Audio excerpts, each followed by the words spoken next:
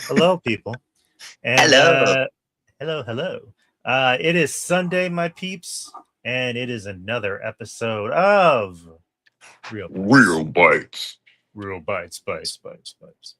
And welcome to the show, people, where we discuss movies, TV, and news going on in the world of entertainment, Hollywood, someone might call it. And I am Drew, but with me is the guy who started all this shit.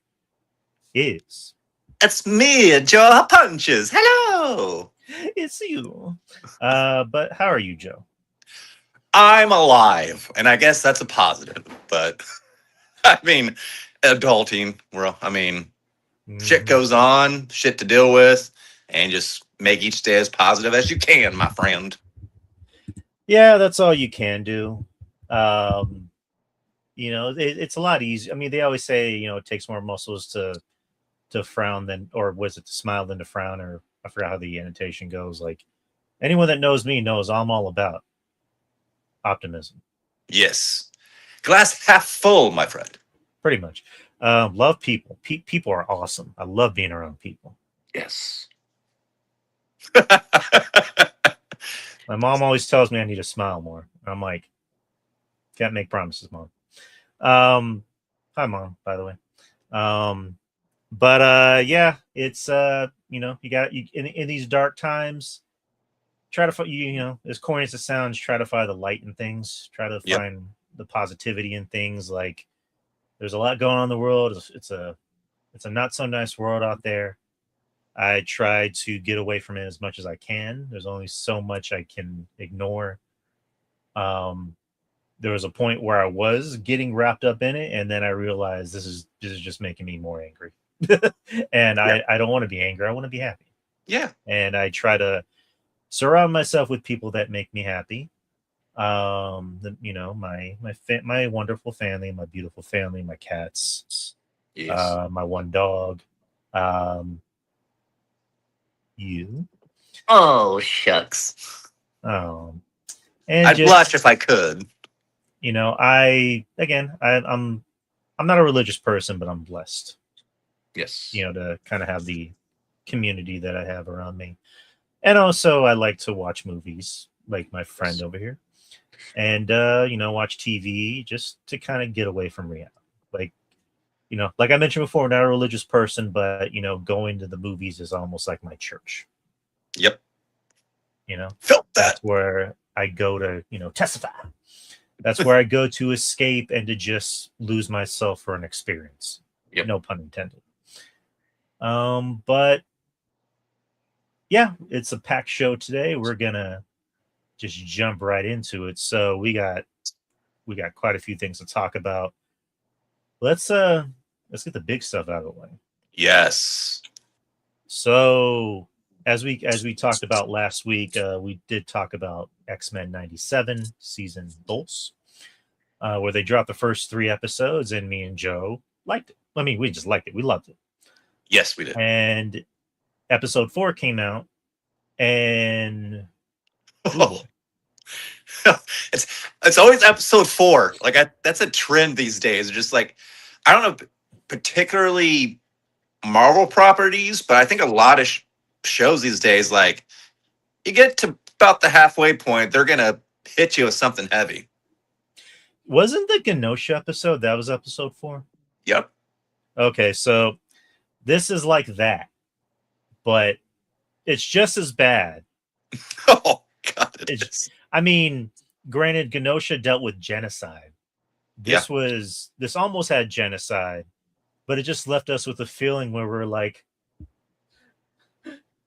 everyone's gonna be okay, right? Bring him back. God damn it, those people they ain't done nothing to no one. But yeah, this episode pretty much continues after episode 3, which was the other group of X-Men, which was Magneto, Xavier, Beast, Rogue, Nightcrawler, who were all stuck in a different time, just like the other two X-Men, but they were stuck in the past with Ensaba Nur, pre-apocalypse. And that episode ended with Rama Tut, who sent pretty much a missile to where Ensabaner was hiding, and the episode ended with "to be continued." And then the episode begins with pretty much showing the wreckage of their hideout, where you just see Ensabaner cradling the life of his friend, while Magneto put up a magnetic force field protecting the X-Men. And then Ensabaner is just pretty much like, oh, like, I'm gonna fucking kill you guys. It's your fault. And then Xavier's like, I'll stop him with the power of conversation. Yes. He didn't literally say that, but that's pretty much what. And so he talked to him, and he's like, listen, I know where you can get help. I saw this temple in my dreams. Let's take you there. Let's try to get all this shit solved. I thought this was maybe the best written episode so far of the season, because, and I wish I had written some of the quotes down, but like a lot of good topics of conversation. Like there's a conversation with Rogue and Sabodner, which was nice. Which she's talking about, have you ever been in love? And then he goes pretty much like, I was abandoned by my mom, so I never had the chance to feel love. I think of love as a distraction, and I don't have weakness. Weakness. And then later on in the episode, which I want to spoil that. And so we get to the temple, or actually, let me rewind that back. So Ramatut somehow has his own Cerebro, or it's a version of Cerebro, hacks inside Xavier's mind. And then Xavier's like, who are you? And then many things. I go by many names. Nathaniel, Victor, Kang. Which I think of that, and for some reason that reminded me of a Stefan sketch on Saturday Night Live. Yes. Where he's like, come to this hideout. It goes by many names. Nathaniel, Victor, Kang. Which, again, if anyone, I think we kind of figured who he was. It's just we didn't think X-Men was going to reveal that. But they did. Which I loved. So hold on, let me just get this. But yeah, it was a good reveal. Even though we kind of figured it, we were just kind of waiting for it. So we get to the temple, and everyone goes into their own sections. Like Beast goes inside this one room where he's like, this feels familiar. Like, I can't tell where I haven't seen this before. And then Sabodner, Charles, Rogue, and Nightcrawler go inside the temple. And then that's where the shit hits the storm, where Sabodner starts seeing all these inscriptions of him. And he realizes, wait, this is my destiny. Like, why were you trying to stop me from doing this? And then Charles is like, shit. Like, he's essentially calling Magneto, like, get the fuck over here right now. Right. And then he just like, you lied to me again. Exactly. And so he's like telling him, listen, I'm trying to stop you from crossing over to the dark side, essentially. And then Nero's like, no, fuck you. Like, I want this. Like, this is what I want to do. And so the X-Men try to stop him, and they pretty much get their asses beat. And then he gets inside that giant, like, apocalypse head thing, or whatever the fuck. And then, they're like, say the words. And then he ends up, transforming into Apocalypse. Yep. Which shifts gears and just becomes, like, essentially a horror movie. Yeah. Where, kind of similar to Infinity War, when Thanos is like, he lands in Wakanda, and it just plays that music of him just walking around with all the Infinity Stones and just beating everyone's ass. Like, that's basically what Apocalypse was doing. Before that, Bishop gets in, and Bishop's like, we got to get the fuck out of here. Yeah, we got to go. Like, Bishop is just like, I'm trying to get you the fuck out of here. What are you guys doing? Am I the only one who's not in a loony bin? And then Magneto fixes, like, the time thing because he broke it, and then he gives it back to everyone else. He's like, okay, I'm going to deal with this. You guys are going to go because I made this mess. I'm going to fix it.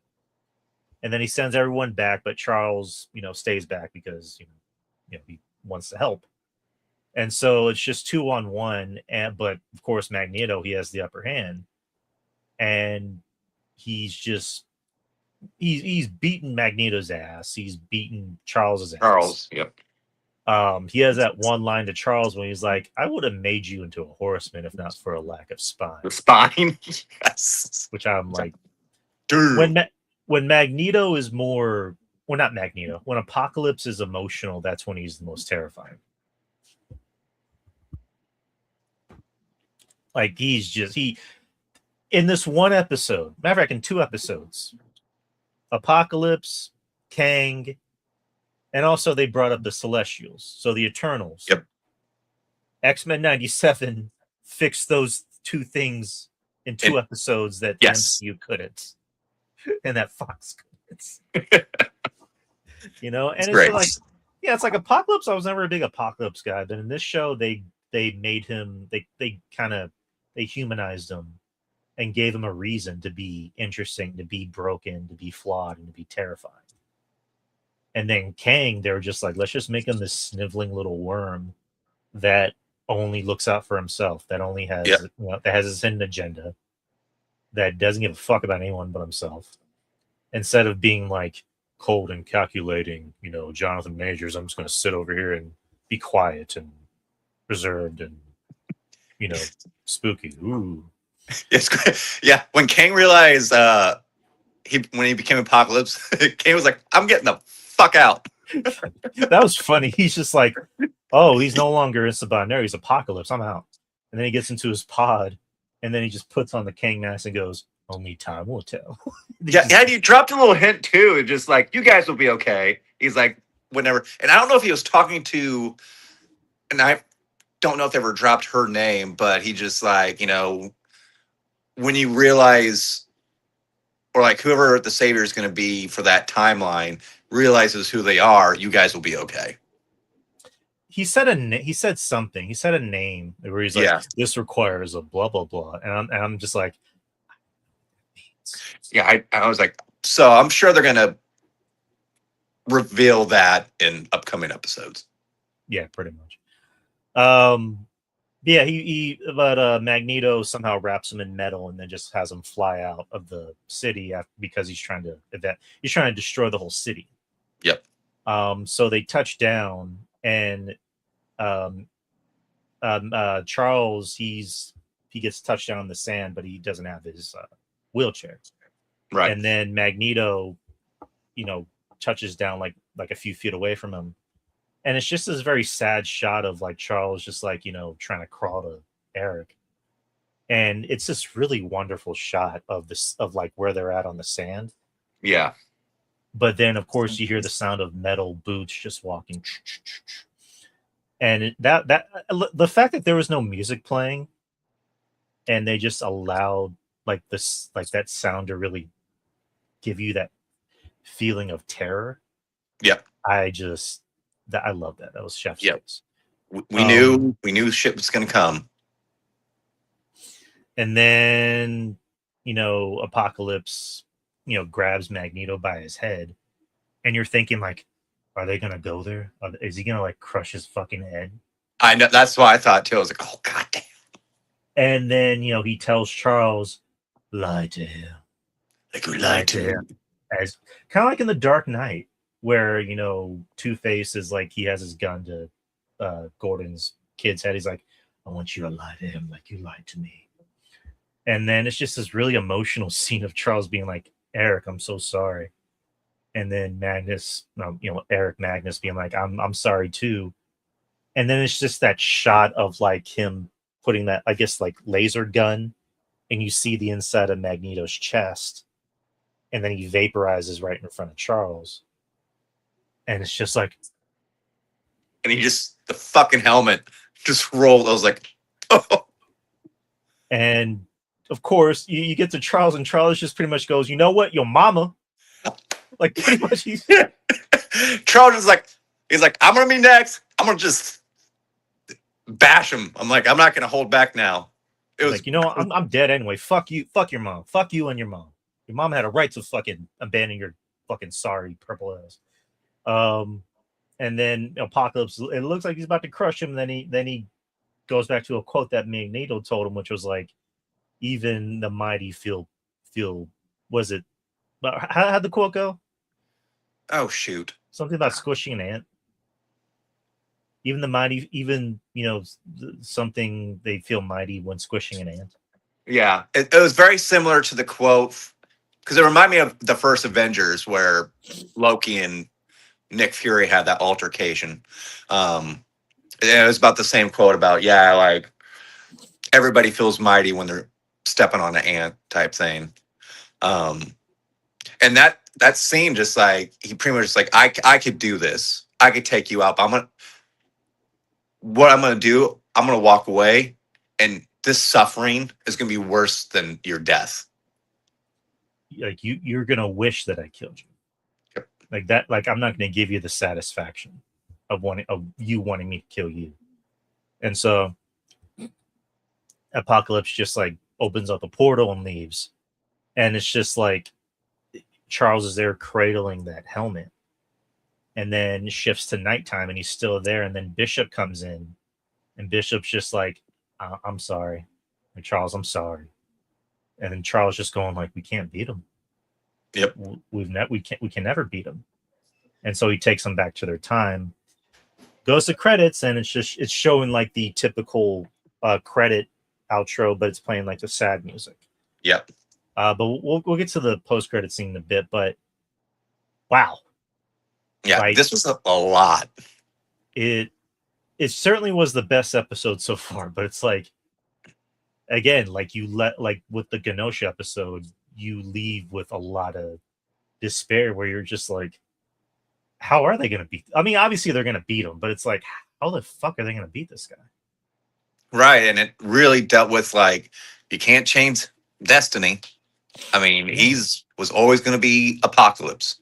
No matter how hard you try, you can't beat him. Yeah. They will. I mean, yeah.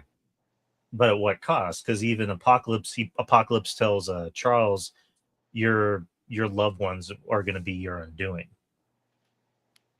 Because like, when they do beat him, there's going to be casualties, because they're not just going to beat this guy and everyone's going to be happily ever after. Like, no, like they're going to lose some people. And then obviously, if anyone's read the comics, there's the Horsemen, which is intriguing because who did he have an intimate conversation with? Rogue. And so now he has that memory of like, oh. And when he mentions that to Charles, like, the people you love are going to suffer the most, he now like will sit there and have that memory of that conversation with Rogue about, he's like, oh, I know what I'm going to do next. I'm going to bring this dead person back to life and have him be a part of my Four Horsemen, which I'm excited about. Gambit is one of the Four Horsemen. I forget who else I know Archangel, but he's not Four Horsemen anymore in this one. But yeah, it's gonna be good. The rest of the series is gonna get even better. Which there's already rumors about where this could potentially lead. And if you're familiar with the comics, about a little, I don't know if I want to spoil it for anybody who doesn't know, but there's a certain transformation that happens with old Magneto. So we'll see if they go there.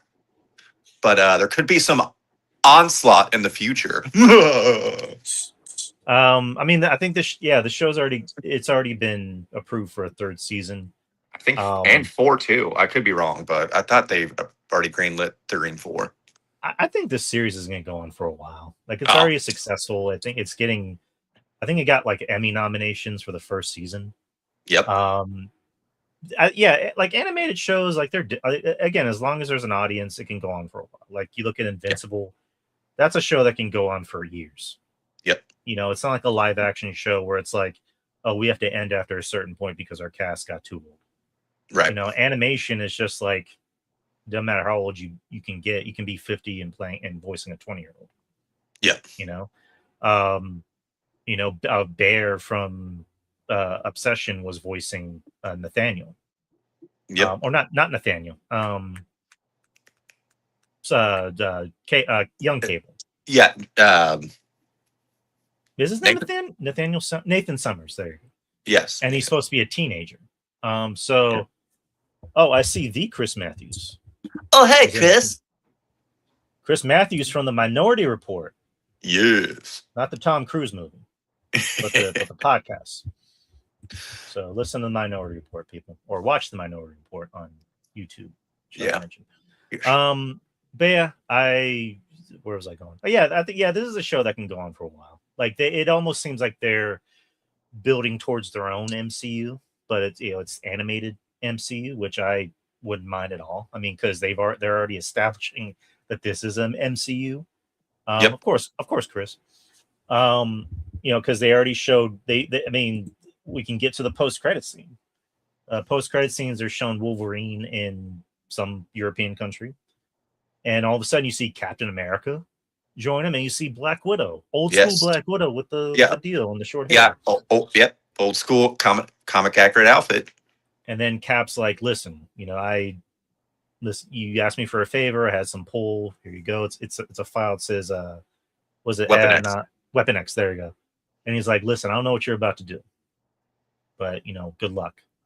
And then Wolverine's like, let's just say I'm getting the band back together, bub. Oh, yes. Which probably could mean he's gonna get his animanium back. That's what I've been reading, and because I was sitting there, I was like, man, that outfit he's wearing like pretty much looks like he's gonna go, ransack a house wearing like the little ball cap and the black shirt, and I was like, wait, that's a throwback to the cartoon series when him and Captain teamed up in an episode, and I was like, oh, okay, that's kind of cool. So yeah, while I'm reading, which is going to be a nice palate cleanser because episode 4 was fucking depressing. So I think episode 5 will be a nice palate cleanser, more uplifting. Wolverine's going to try to get his claws back. Because my English is bad tonight. I'm sorry. It's fine. But so I'm excited. When I think band back, I was like, oh, are we going to get a Sabretooth cameo in this episode? And members from his old team that are part of the Weapon X program.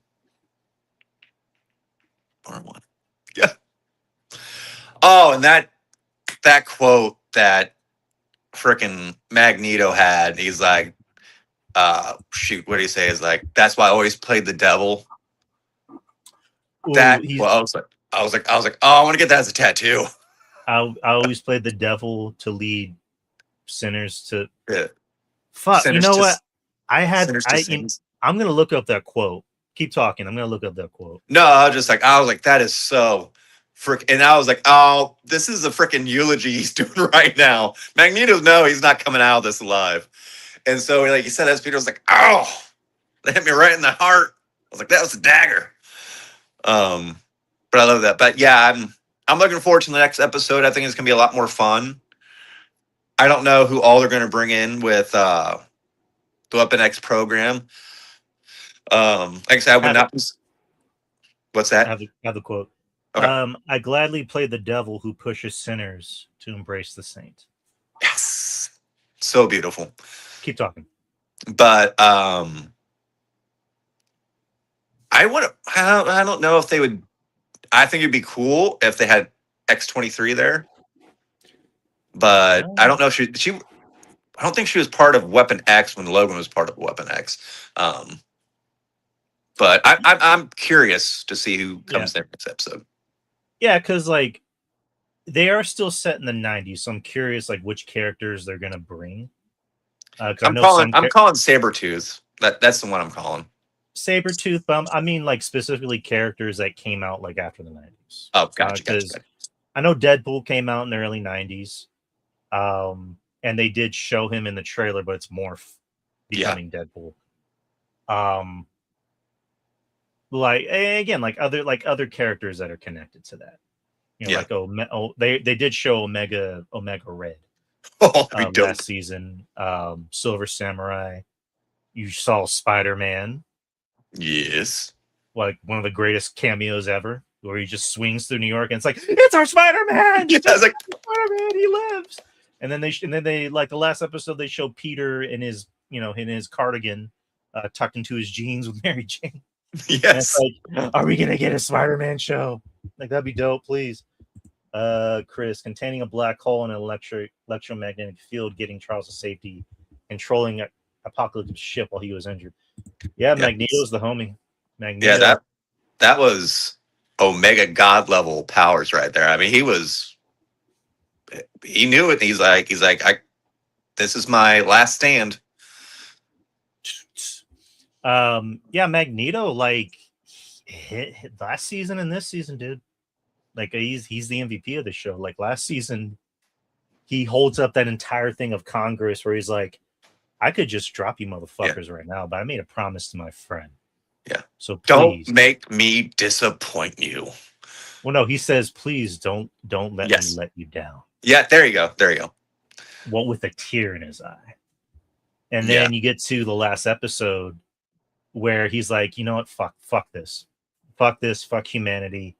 You had that Congress bitch who was siding with what's his name? The villain the whole time. And now she's working with X Factor. X Factor, yep. Not Sean Waltman and Prince Albert, but X Factor in this show, which they both suck, by the way. And well, X Factor's kind of cool, but yeah, like he's like, fuck you, I'm done with this shit. And he just has the great lines. Like in last season, when Charles is trying to talk him down, he just like puts the thing over his mouth. He goes, I'm going to tell you something and win to tell you this whole time. Shut up. Just when he says it, shut up. Yeah, Magneto's great. And I saw an interview that what's the name? I think he voiced Ross. He played Aaron in Walking Dead. He does a lot of voice. Yeah, Ross Marquand. Yeah, because he was asked, do you think this is going to lead to Onslaught? And Ross is just like, I love the comics, I love that storyline, but he's like, I want this episode to sit in people's memory for a while. I don't want to move on. So I'm hoping we don't get any Magneto, anything for the rest of the season. I want, just like we didn't get Gambit, like this needs to sit, this needs to rest, because we need to get, we need those feels. We need to go, like, we need to stop Apocalypse. He's killing our guys. Like, what makes this show work is what the MCU doesn't do, and that's have higher stakes, and that's take risks. Especially with like over like the multiverse stuff, where like they didn't want to kill anyone. They were just like, we're gonna play it safe. It's like at the end of Fantastic Four, Sue was like a badass, and she gave her life to protect the city, and they didn't commit to it. Granted, we know Nathaniel Richards is OP, we do, but it's like, I don't know, commit to it or don't. Like that's always what I've said about not just movies like that, but just movies in general, TV shows, where if you're going to do something risky, commit to it or don't. Yep. Don't just back out the last minute and be like, oh, well, he's okay. Yeah, he's fine. It's like he got stabbed in the heart and the dick and the face and the eyes. He's okay. He'll be fine. He'll heal. Stranger Things. It's like Max got fucked up in like that last episode, and then the very next episode, our like injuries are healed. It's like, she's okay. Max is fine. She'll be fine. Yep. Steve is about to die. He's fine. We can't kill Steve. We love Steve. Yeah. And I think they, and this could be just from their perspective, but I think they give themselves more leeway to take that risk when it comes to animated film. And go ahead. I'm sorry. No, I'm just because they know, like, hey, we have more creative freedom to bring these characters back in different ways, whether it's going through other timelines and stuff like that. Like, they are not muddled by big budget like you would for like an Infinity War, where you have like, well, we're gonna have to do this, but it's gonna cost us a couple $1 million. So I think they have more freedom that way to take those risks when it comes to animated. Yeah, it's just like, and someone made a good point about this on a podcast. Like, how was it that these animated shows have better fighting choreography and do the multiverse stuff better than live action movies? Yep. And have more feels. Exactly. Like people always say, like, oh, that's baby shit. It's like, dude, a lot of the best stories come from animation. Yep. You know, um, and it's like we're kind of in a golden age of animated comic book shows. We have this, we Invincible. have Invincible. Pretty soon we're gonna have season 2 of Cape Crusader. We have My Adventures with Superman, which I fucking love. And then there's Friendly Neighborhood Spider-Man. Yeah. That was a huge hit because it's like, That was. hey, how's about we tell a Spider-Man story where he's actually in New York, where he's actually dealing with Spider-Man problems, and it's like it ended up being a huge hit, and no one really saw it because Marvel was like, we're just gonna dump it in Yep. January. It's like this is literally one of the best things you've ever done. Yeah, it was well written. They took risks. I know, especially with Norman Osborn. I mean, which Coleman Domingo did a fantastic job as It Norman. was awesome. Yeah. Yeah, it's just like that. Go ahead. I'm sorry. No, I was gonna say, I was like, I'm at the point where I was like, anything that Coleman's in, I want to watch. I was like, he's just so good. It's amazing. I just love that one scene, and it was in the first episode where Spider-Man, this woman steals like pizza, or no, she steals money from a pizzeria, and he brings her in, and she starts crying. She's like, "I'm so sorry. I got laid off from my job. I'm having a hard day. I'm really sorry." And I'm just like, and Spider-Man's like, "Listen, it's your call, but she made a mistake. Just I say let her go. She made an honest mistake, and she's sorry." Yep. And I'm just like, oh, Spider-Man show, don't capture my heart, please. But yeah, it's just like this is what X-Men does, where when it started out last season, it had that feels of like, oh, this is gonna be good nostalgia, blah blah blah.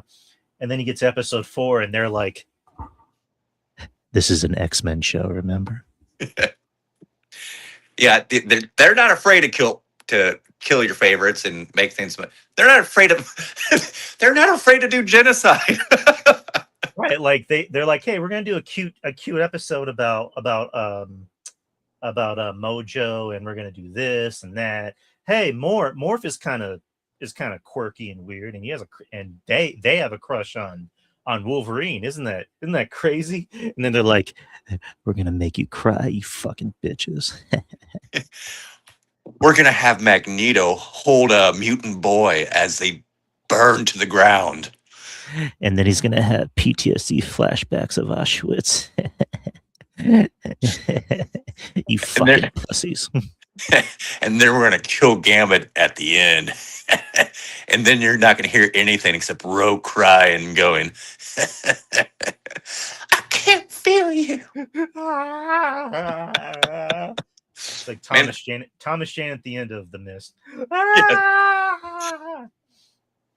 Wish I had that clip. But X-Men 97 episode 4. 10 out of 10. 10 out of 10. Like Ross said, he's gonna stick with us for a while. Yes. Until this coming Wednesday.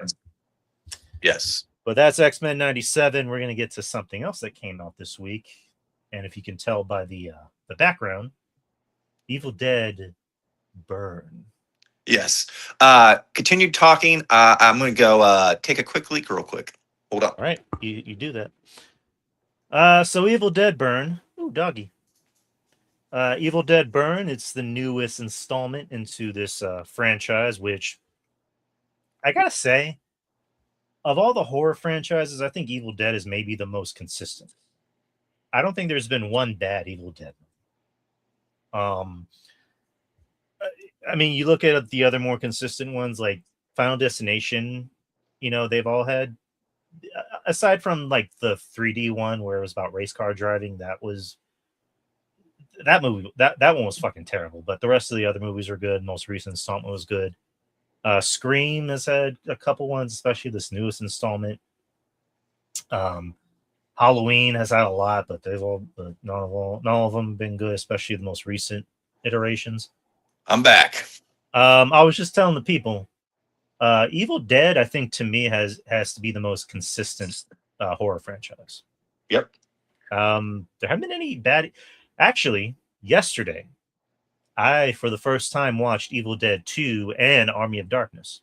Ooh, nice. What you think of those? I think Army of Darkness is probably my favorite. Okay. Because it almost kind of reminds me of the Predator movie that came out last year. Oh, Not Killer of Killers, but the other one. the Badlands. Yeah. Where like that was a risk where there was just like, hey, it's gonna be a Predator movie, but PG-13. I'm like, what? Because it's like I thought Prey was really fucking good. Yeah, it was. I love And Prey. then Killer of Killers was really good. Yeah. And then it's just like PG-13 Predator. It's like, what? Why? Why are you doing this to me? And then you watch, you're like, oh, I was wrong. I was wrong about everything. I'm stupid. I should never talk ever again. And so that's what it kind of reminded me of, where it's like, we're going to take this concept of Evil Dead, which is, gross, violence, a horror concept, but we're going to place it in medieval times and make it more of like almost like an adventure, like an action adventure. And it worked. Yeah. I thought it was really good. Bruce Campbell he's basically the movie. Yeah. I was hooked from the beginning because and I'm glad I watched Evil Dead 2 before this, because then I would have been like, wait, what's going on? Because I watched the first Evil Dead last year, and I mean, again, unpopular opinion, I thought it was just okay. I can see why people liked it. It just wasn't for me. I thought it was a little bit too slow. 2, I liked a little better because I thought there was more going on. And Army of Darkness to me is just like, this is a movie I think you can rewatch and never get bored, because it's exciting. And it's just completely different than everything else. Like I say this, like with a lot of horror franchises, they really benefit from doing anthologies, from each movie feeling different. Like obviously having the same concept where it's just like, Book of the Dead, deadites, but it's just like everything else needs to look and feel and smell different. And that's what Evil Dead does. Like every interpretation, with the exception of maybe 1 and 2, which they're kind of the same movie, but not really. But they essentially kind of are the same movie, if that makes sense. Yep. Whereas, Army of Darkness is different. The Evil Dead remake, whatever. I would consider it more of a remake than a reboot. It takes the idea from the first 2 movies, but it's a little bit more serious and less, fun, whatever. And then Evil Dead Rise, which anyone that knows me knows that I love isolation horror. And they took that idea of like, hey, let's go into an apartment building. Like everything's going to be set in this apartment building, and specifically in this apartment, home. And we're going to talk about this family. And to me, I thought that and Army of Darkness, those are like neck and neck of like my favorite out of the series, because you can always tell when people are just having fun. And like the Alyssa Sutherland, who played the main character Ellie, which is my dog's name, Ellie, by the way. She can tell she was having fun, just being this really vile, awful person, where she's like, "Mommy's with the maggots now." Yes. Or just saying other things, and she did a great job. I really like that movie. And so now you have Evil Dead Burn, which you brought this up a few months back when we were on the old show. Or I guess it seems we're saying old show because it's like a few months ago, but like where we were talking about the trailer and you brought it up where you're like, hey, do you think that lady in the lake in the trailer is the same lady from Evil Dead Rise? And I was like, I don't know, maybe. And so when I watch, I'm like, oh, that's her. Yep. So, spoiler. I mean, we won't. I don't think we'll go into in-depth discussion about this movie because it's Right. not really a movie that you go into in-depth discussion about. Right. Because you can't just be like, and this person was killed, and this person was killed, and this person said vile, awful things, and like you just kind of have to highlight the movie as a whole. But like, Yep. basically, the movie begins. I guess it begins taking off from how Evil Dead Rise began, which is on a lake. Yep. The same girl. If anyone saw Evil Dead Rise, it has that really like fucking badass opening. It's probably one of the best openings of a movie in the past couple of years. Like that first 10, probably I'd say 10 minutes is just balls to the wall awesome. But the beginning was actually, I guess, technically the ending of that movie because everything that was happening in that movie took place hours, like a day prior. Yep. So the way that movie ended was showing the actual girl that was possessed. Because it's weird because I'm like, how is it that you're in the same apartment building and you didn't hear what was going on? Right. So, but then she's leaving and she gets infected by, the deadites. And so Evil Dead Burn takes place pretty much after how that movie began, which is technically the ending. And so you just see these two guys fishing. That they're out there fishing, and it's such a great opening. Like they're fishing and it's raining while it's happening, and it's like the Deadites are just the most ignorant fucking assholes out there because it's like, what do these dudes have to do with anything? Like, leave them alone, let them fish. They're cocky demons. They don't give a shit. Exactly. Like exactly. There was it that there's that meme of like, I think it was like Frankenstein or some monster going, fuck this and this and this. That's the Deadites. Fuck this and this and this. The Deadites are pretty much Rick James. Fuck your couch. Right. They got that fuck your couch energy. So as you can imagine, both guys, they get it. While they're going fishing, you see their fishing lures get dragged into the ocean, and then the hooks come back and they get the other guy. And poor guy, he gets fucked. Not in a good way. And then the other guy tries to pull him back in, but it's too late. And then you just see that great shot of the possessed girl coming out of the lake while it's raining. I'm like, that is so metal. I want to take that shot and make an album cover out of it. I don't know. I see some things in movies and I just hear metal music in my head. Like I just want to hear Pantera play. There you go. And so she fucks that guy. She like, I'll say this. I said in my review, one of the biggest stars in the movie was the cinematography. The director of the film, who let me pull him up so I can give him some credit, some good credit. His name is Sebastian Vanacek. I'm not familiar with his work, but he definitely has a future in cinematography. Cinematography is definitely his game. And just that shot of the boat tipping over and then you as the audience are like going with it. Like, can you imagine seeing this in 4D? Nope, I don't want to. No, you don't. She just comes out of nowhere and she's like, hello, Joe. I peed. Exactly. And then, she literally like, I guess she like makes the water or the lake boil. And then he boils too. And then she just walks up and she's just like standing by the highway, like waiting for the perfect opportunity. And then like in Evil Dead Rise, we get something that happens prior, which is the main characters of the story, which is, let me make sure I have their names correct. You have Alice with her husband. Who is it? Eddie? Was it Eddie or Will? Was it Will? Or is... Hold on.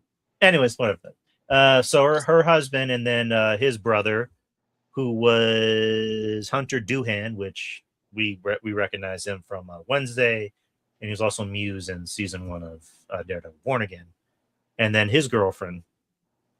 and it's his birthday, and they're at a club. Like it's a weird transition shot because it goes from that horror scene, all of a sudden a girl shaking her ass in the camera. Right. At first I was like, did they mess up the movie? Like, is this like, it was just like, did the reels get switched, or am I watching something else now? Oh yeah, like it's weird because like before I went to the movie, the previous showing was letting out, and all of a sudden I just hear rap music playing. I'm like, am I at the wrong showing? Like, and then you get to the, fast forward, you get to the credits, and it's like French rap, Yeah. which I'm like, that's new. And so they're all having their discourse and introduced to the characters. Come to find out, the main two characters, their relationship is not that great. It's very volatile. It's very toxic. And then you come to find out it's abusive. The husband is abusing the wife, and the family very much turns a blind eye to it. Yeah. They're just like, oh, he's a good boy. I kind of figured in the trailer whenever the mom was like, he was a good boy and he never did anything wrong to anyone. I'm like, I'm gonna go ahead and assume that he didn't. I'm gonna go and assume they use a piece of shit. And sure enough, piece of shit. So they get into a fight, and then the husband's drunk, and so he drives off, and then go back to girl waiting in the highway, and she sees him, and that's when she steps in front of him, and he's already drunk. Yeah. And so he crashes into her, and he's upside down, and you just see her head, and he's like, are you okay? And then she turns around and goes, pretty much just like, we found you, lead us to your family. Ah, yes. And then, sets him on fire while the severed head's laughing like, oh, that was such a great shot too, where she's talking and you just see the head tip back and you just see the neck breaking off from the rest of the body, and it's just brutal sounding. And I'm just like, I was like, yeah, this movie was just like really well shot. A lot of the best stuff in the movie had nothing to do with the cast. I'll say that. It was the cinematography. It was the overall mood. The deadites. The deadites are the star of the film because they're fucking awful, vile beings, but they're just so entertaining. They're so goddamn entertaining. I did like the lead actress though. I thought she was good. So Suhelia Yakub. She played Alice. I thought she was the only character that had any common sense in the movie. Yes. Because there's a scene where she's reading from the Book of the Dead, and she's getting to the last part, and she goes, I know. Fuck this. I know. I was sitting there. I was like, oh, don't. I was like, wait. I was like, oh no. Here, because they do again that shot of when he starts saying the word. Where you see that fast paced motion through the forest, through the property grounds. I'm like, oh no, shit's about to get a lot worse. And then she's just like, fuck this. I was like, woo. But then you do find out what the meaning of what the deadite was saying was like, lead us to your family. So the family, the movie opens with I guess it's like an old a recording of someone recording into the tape player, which is a callback to the original Evil Dead. Mm-hmm. And that was the grandfather of the family. He pretty much left his whole family because he became too obsessed with whatever these things were. And this family's already fucked. Yeah. Like this isn't even a thing of like the last family where it's like, oh, it's a single mother and her kids. They seem like nice people, and I feel bad that they're getting possessed. Whereas in this movie, it's like, these people are already fucked. These are not good people. Nope. The parents don't, like the dad already looks like he's fucking crazy. Yeah. Like they show him at the funeral with the dog, and he just kind of looks over at Alice and just goes, yeah. You knew immediately he was going to be an asshole. It's like, I'm pretty sure you're a racist and an asshole. Or one of those two. The mom was kind of, she was the mom in these movies, but you can kind of tell something was up with her. The son, Joseph, was like, oh, he seems like a good dude. And then you find out, oh, you're a pussy. Like, you're a complete fucking pussy. Like, he leaves his girl there to get killed. And I'm like, I feel no Bro. sympathy for you, dude. Fuck you. Like no. Yeah, just the whole family, they're enablers. Like they're like Alice is like, I don't know why I'm coming to this to this house. You know, nobody likes me. And they're like, no, you should come. You should come anyway. You're his husband. And it's like, but your dad doesn't even like me. It's like doing that. And then you see the dog, and you're like, oh. I know. Which we'll get to that. This movie, this movie's mean. Like the last movie, yeah, that movie was mean. This movie is like, hold my beer. We're gonna make everyone mean. Like, let me paint the picture of my theater. I was sitting at the top, and there was an entire row of people next to me because there's apparently a film society in San Antonio, which I didn't know about. And they're all sitting on the row next to me to my left, and I was just sitting to the right. And everybody was reacting to everything. And I already heard in advance that there's a scene with a dog. And I'm like, okay, let me brace myself. At least you told me. And so let me kind of ask you this. Did you get the impression that the director played Resident Evil 7? Okay, now that you mention it, I was like, okay, I can see it. Yeah, because like we get to the dinner table scene, and it's like, oh, that's Jack Baker, and that's the rest of his family. So I'm like, I got Resident Evil 7 vibes from here. So it's like, good for you, director. The dad's already possessed because he got possessed at the funeral home because he wanted to see his son for the last time. Again, one of my biggest complaints is like characters doing stupid things. Right. Like really stupid things. And seem to being okay with doing stupid things too. Yeah, like he hears somebody knocking in the casket. I'm like, if I hear somebody knocking in the casket, I'm running away. I don't give a fuck.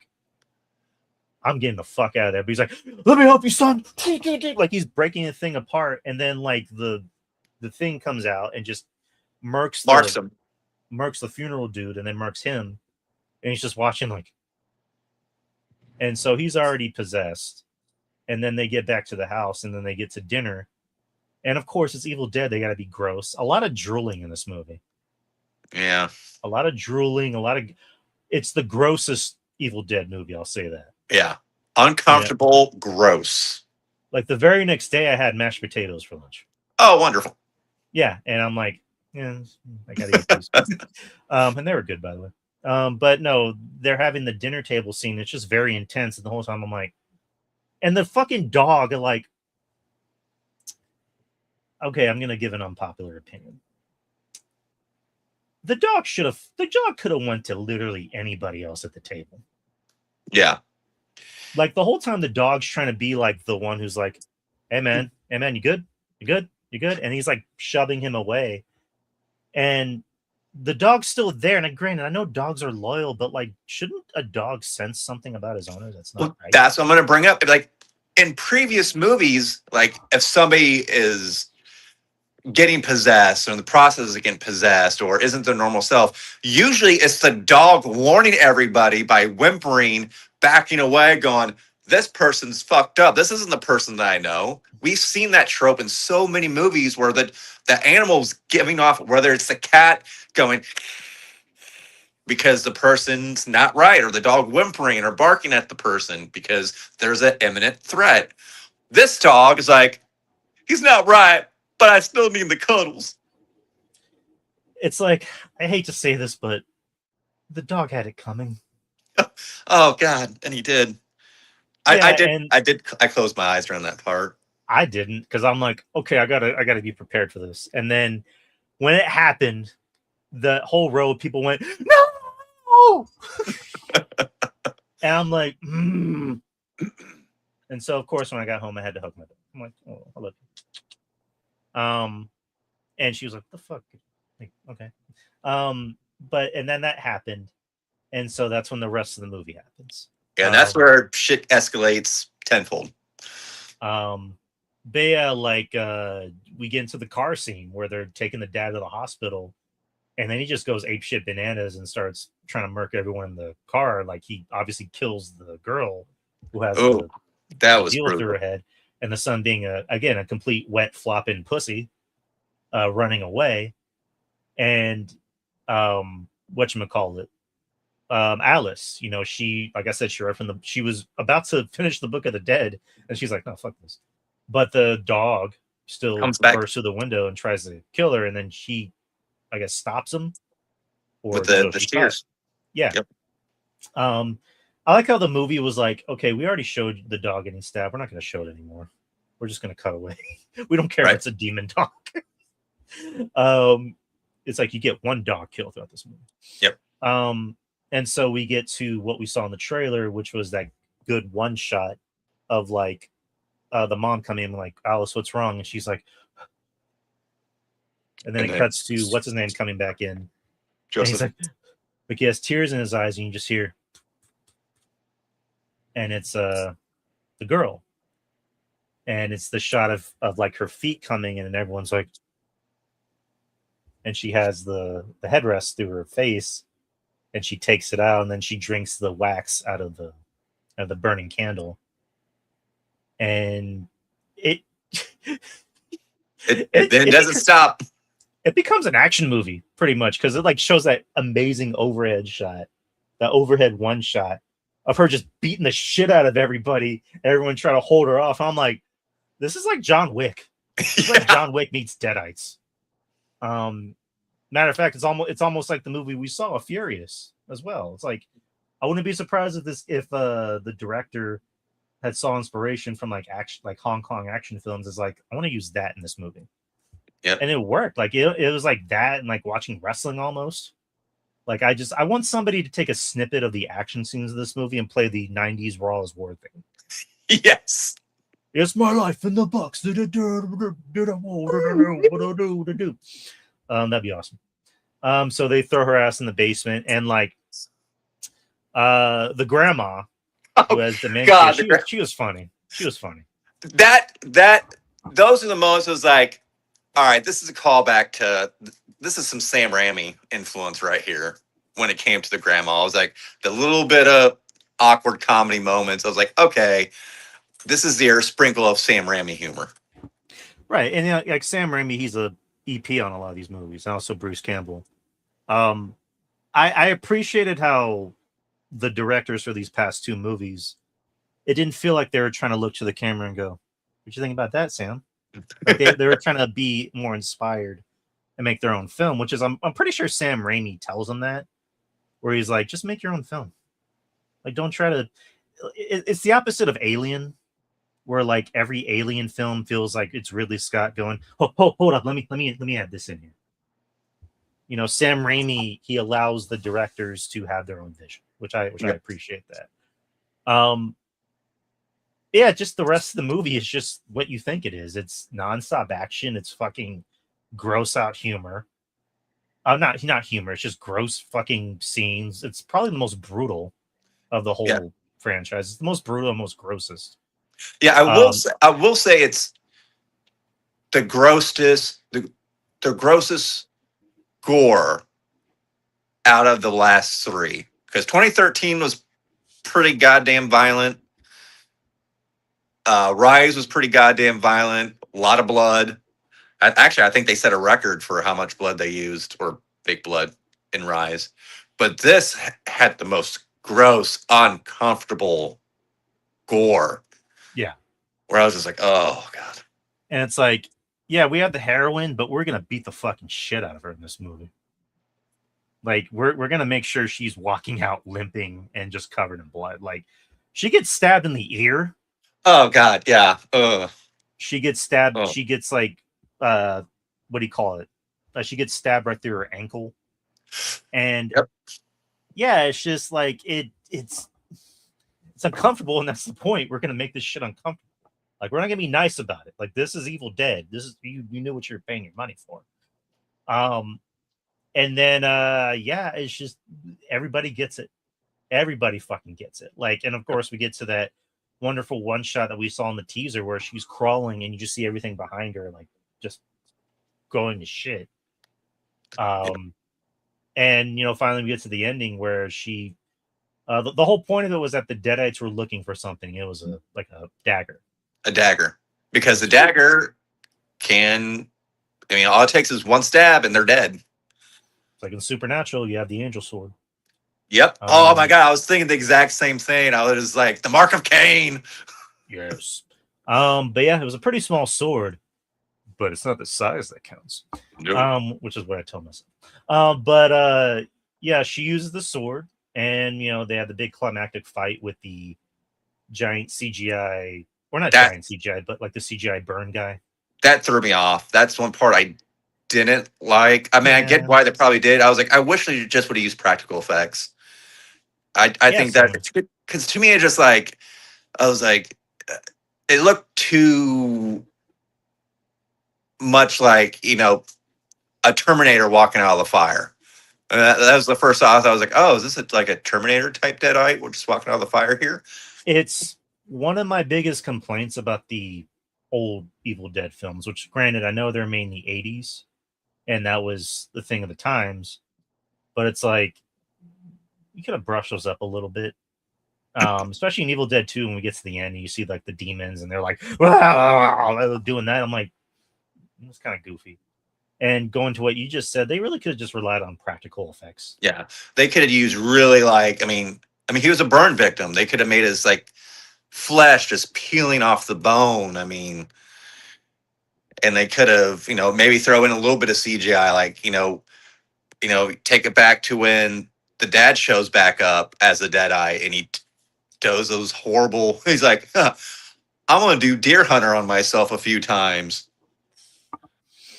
Yeah, Oh so like I didn't like that personally. I mean, I I did have complaints. I didn't really resonate with the characters too much, kind of like I did in the last movie. yeah, I did like the lead actress was she was good. I mean, she yeah. wasn't great, but she was good. Well, majority of the characters didn't have any redeeming qualities. That was the issue. I mean, Yeah, dad was an asshole. The mom was an um overbearing. I guess I'm gonna say religious too. I mean, she had very conservative views. Um, Definitely an overbearing mom. You you had the abusive husband. Alzheimer. What's that? The abusive husband. The abusive husband, which you weren't gonna like him from the beginning, anyways. The only one had redeemable qualities was the main lead there, the female protagonist. Um, and Yeah. then Joseph's girlfriend, you really didn't get much of a backstory on her, so you really didn't care much about her, and she became more interesting as a Deadite. She was good, but like you said, we didn't get enough time with her. Yeah, Um, and it's just like it's hard for me to like someone when they're just not redeemable, like when they're just not good people. yeah, Um, and also the movie was just gross. Like I know I laughed about it being gross, but then there was a point where it's just like this is a bridge too far. yeah, It almost felt like the characters were winking at the camera, going, "This is gross, right?" yeah, yeah. When the part with, and this bothered me too, I'm just like, okay, you're this overprotective religious mom, but yet you see your dead husband and you're gonna let him in, then have a makeout session. I was like, oh, good Yeah, like gravy. how are you not seeing this shit? Like whenever the grandma all of a sudden she stands up and she's like rising. It's like, how do you see that and not go fuck? Like run out, Run. like you're like mom, mom, and she hugs her, and then she sees, like you said, her dead husband on the balcony, and she just makes out with him. And that's That kind of was another gross. thing is like I thought they were kind of playing a little fast and loose with the deadite rules, where it's like, Yeah. so I don't get the rules of this. I usually don't. I usually don't get sucked up into that, but in this case, I'm like, it almost seems like you're making this shit up Well, as you go. I realized how, because the thing like you can mark, like a deadite can mark you if they scratch you, cut into you, and so when the girlfriend takes the, which is another gross part, and again, spoilers, people, sorry in advance, but takes the teeth out of the grandma and then just, ugh, it makes me just want to gag. Sticks it in her mouth and just starts sucking on it, and then she puts it right back in the grandma's mouth. Like, this will fix you. So I think it's they're loosely playing with the fact, like, you know, whether it's their blood, their saliva, is like when the father has a makeout session with the mom. My first immediate thought, because we already seen the grandma get her now tainted teeth put back in her mouth, I was like, oh, the mom's gonna turn now because she just made out with a deadite. I mean, it took her a while, but Yeah, then yeah, you like when she's leaning on the radiator, and yeah. she's just like talking. She's like, "You're a blood, you're a whore, and I hate you." Um, And that's one part. The main lead there, she looks back and says, "Fuck your family." exactly. Like, she's talking shit till time. She's like, "Oh, shut the fuck up! Your son abused me. He did this to me." He's like, "It was an accident." It's like, "No, it wasn't. You guys knew it wasn't a fucking accident. Fuck you. Fuck your family." I'm like, Yeah. yeah, exactly. Um, yeah, the movie ends. The movie ends where it's just like she got the shit beat out of her, but she gets saved. And then you get to a post-credit scene, or no, a mid-credit scene where you see the grandma who somehow got out and she's crawling. Again, just stupid people. Where it's like, if I see somebody crawling on the ground with no legs, I'm dri- And I'm massive amounts of blood. I'm driving past it. Where she's like, "Oh, thank you, young lady. You have nice legs, which will come in handy." And then she marks her. Or it's like what is it like? The three little bears. "Oh, what nice little legs you have to eat with, my dear," or to eat, Yes. my dear. So we get that, and then we get a post-credit scene, Which I like. which spoilers. Spoiler, spoiler. If you don't want to get spoiled, walk away. If you don't care, stay in anyway. If you saw it, stay in. We get to the post-credit scene where it's back at the funeral home, and it's the lady working there with her kid, and she's like, "Oh, I gotta do something. I'll be right back." And then the girl, and then again, the little girl, she sees one of the urns, Yep. and it says the name of the lady from the last movie, Ellie. And so she shakes it, which I'm like, "Why are you shaking that?" And all of a sudden you hear, "Hello," and she's like, "What the hell is going on?" And then she looks into the mirror, and it's Ellie, in, I guess, her normal form, and she just does this, and the lights go out, and she's like, "What the fuck happened?" All of a sudden you see possessed Ellie, and she just like rips her throat out pretty much. I was like, oh shit. This movie's like, you like dogs? You like kids? I mean, you shouldn't like kids, but do you feel bad about kids getting hurt? Well, fuck you. Save the best for last. Fuck you. Fuck you and your feelings. And then she pretty much goes, "Mama's home." She does the was it the butcher thing. "Daddy's home." Yes. Instead of, it's "Mama's home." And that was a good post credit scene. That was awesome. Yes. Which I saw mixed reviews on that. So I actually did a deep dive because people, either loved it but there's people that are complaining about, like, okay, you're messing with the lore. Why are you bringing these deadites back that, once they're gone, they're supposed to be gone? But according to lore, if there's remnants of them left, like ashes, the deadite can still come back because the deadite was just taking over the physical form. So if the remnants like ashes are still there, they can still come back and still project the last physical body that they possessed. So I was like, okay, that makes sense. You got to cut them down to the last atom. Yes. Matter of fact, make sure there's no atoms. Get rid of that shit. Yeah. This isn't like Supernatural where you can just burn the bones and that's it. Like, you got to burn everything. Yep. But that was Evil Dead Burn, people. I gave it a C+. I still had fun. Yeah. If you're an Evil Dead fan, I would say go watch it. If I had to, I would say it's maybe in the lower bottom tier of the franchise. Still a good movie, still fun, not bad at all. I don't think there's been any bad movies in this franchise. Yeah, but it's not a movie I would imagine myself rewatching. Yeah, I would say I would rewatch it if I knew I was going to do an Evil Dead night. Like if I knew it was like, hey, I'm going to watch the 2013, I'm going to watch Rise, I'm going to watch this, I'm going to watch Wrath, which Wrath comes out in a couple years, which is going to be a prequel to the OG. But yeah, I would give this solid C plus, probably 7.5, close to an 8. It's just one, stupid people making stupid decisions. That always throws me off in a movie. Again, like you said, when the dad hears the knocking in the coffin, I'm like, your ass should be running the other way. The mom opening the door and having a makeout session. Um, People leaving each other in rooms by themselves. exactly. And that's the thing that I'm like, that house is big, but it's not that big where the grandma is sitting there hearing the knocking on the door. And I'm just like, okay, where is everybody like in the backyard? I'm like, are they that much out of earshot that they can't hear what's going on? Pretty much. Did you bring back what you stole me? I was like, that came a running.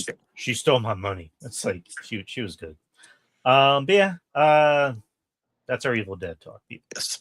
Let's get to what we've been watching. Yes. Joe, what have you been watching? I've watched a lot of stuff this week. Oh. The first one I'm gonna mention briefly, just because I know you talked about it a couple weeks ago. It may have been last week. Maybe, no, maybe. But I'm gonna watch the rest of the series. But yesterday I did finally get to the first episode of Widow's Bay, which I thoroughly liked. I was like, oh, I was like, okay, this.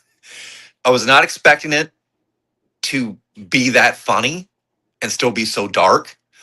So, and again, the main lead there, who's been mainly a serious actor, just dropped these. Just, he's sitting there and just like him, just sitting there going like "fuck" and just like just all this. Just the dialogue is a lot funnier than I thought it was, especially again, this is just first episode, but when they're in the bar and what's his face is explaining about the curse of the town and why we need to follow these protocols, and then and then he starts having the back and forth with this the secretary. I think that's what she is, and they're talking about what's right and what's wrong when it comes to older males dating younger females, and then he's just sitting there, he's like, what the fuck are we fucking talking about here? I liked how he was like, I want you to show him around town. It's the journalist, and she's like, what do you want me to do? What would you have me do to him, Tom? And he's like, what are you talking about? Oh, just asking. She's great. But yeah, first episode in. Actually, I'm gonna continue watching it because that first episode sucked me in. Definitely a lot of inspiration from The Fog in that first episode. Yeah. So I'm excited to see where the lore goes. But watch that.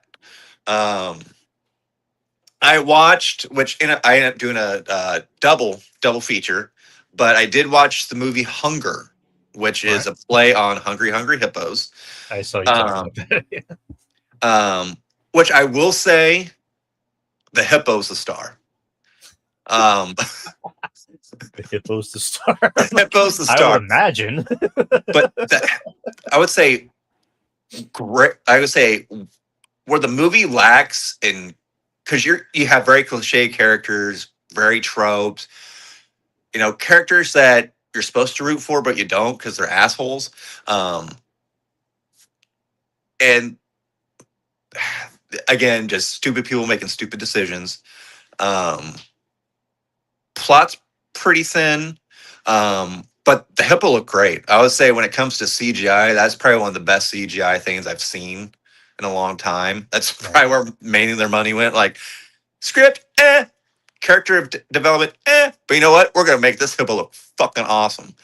The violence, they didn't really go really gore heavy. I would say it's for a creature feature is pretty PG-13, but the hippo's still pretty violent. Hippo does some violent shit. They do, because I've heard this story before, and the fact that they included it in this movie is how the hippo ends up in Louisiana in the bayou is actually based on real events that the United States government tried to do in the early 1900s because we had a beef shortage. And a senator actually tried to pass a bill that was backed by Teddy Roosevelt to bring hippos over and use them as a farming animal. But it didn't end up getting passed. But the fact they included that in the movie, I was like, oh, that's pretty fucking cool. Interesting. but it's fine. Like I say, it's a movie. If you have friends over and you want to have like a creature feature, put it on. It's fun. It's 90 minutes. But yeah, like I say, character development script's pretty weak, but I love the hippo. Um, so after that, I was like, I want to watch another creature feature. So I ended up watching a movie that came out last year, Primitive War, that deals with Oh, the dinosaur movie? dinosaurs Yeah. in the Vietnam War. I would say the concept and the script was strong. Acting's pretty whack. I mean, Right. for the people trying to take Jeremy Piven serious as a sergeant and he's being this tough man. I'm sorry, I laughed. I was like, No. dude, you're trying too hard. I don't buy it. The CG, I think if this movie had a bigger budget, it would have been a lot better off because the CGI was 40/60. When it wasn't good, it was not great. But when it was good, it was pretty good because when they start bringing in the dinosaurs, they go heavy. I mean, it's not like you get a dinosaur here, dinosaur there. I mean, they go all in when it comes to bringing in the dinosaurs. And definitely deals with a little bit of the occult and uh, Russia at the time and trying to open up portals and stuff like that and use essentially trying to use dinosaurs as weapons of mass destruction. Um, and another thing, way too fucking long, a little over 2 hours. I was like, oh, they should Yeah. cut this down to at least 90 minutes, 100 minutes. Um, so that I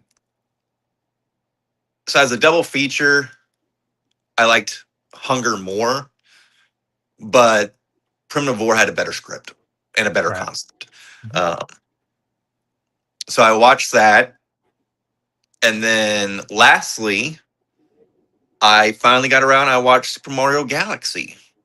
Super Mario Galaxy. Right. Yes, which I did enjoy, not as much as the first one.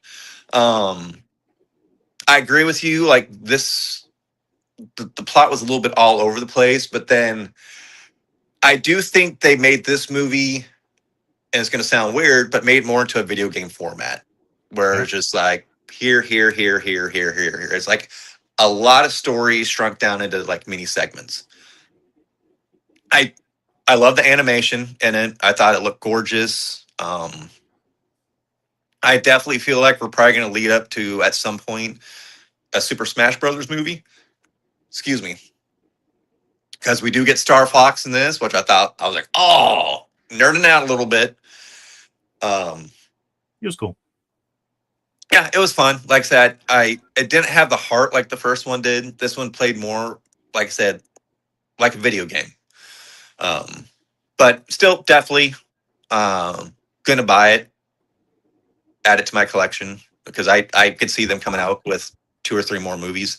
I mean, it Yeah. made a shit ton of movie this year, but yeah, I think that is what I've seen this week. Yeah. Galaxy. It like the first movie, like it wasn't perfect, but it at least had a little bit of heart in it. This one felt like they should have just called it Super Mario Things Happen. Like when Star Fox came in, it was like, yeah, it was cool, but he kind of just said things and that's it. I think he only had like a few lines and he wasn't really in, like once he was gone, he was gone. Um Again, regardless of what you think, the movie made 1 billion. So Yeah. Universal, Illumination's like, fuck you. Fuck you and your opinions, you bitch. Yeah. Like I said, Um fun film, great film. It's just I like the yeah. first one better. Yeah, exactly. I mean, just at the end of the day, it's like these are opinions. So Yep. but I mentioned earlier I saw Evil Dead 2 and Army of Darkness, so that's two.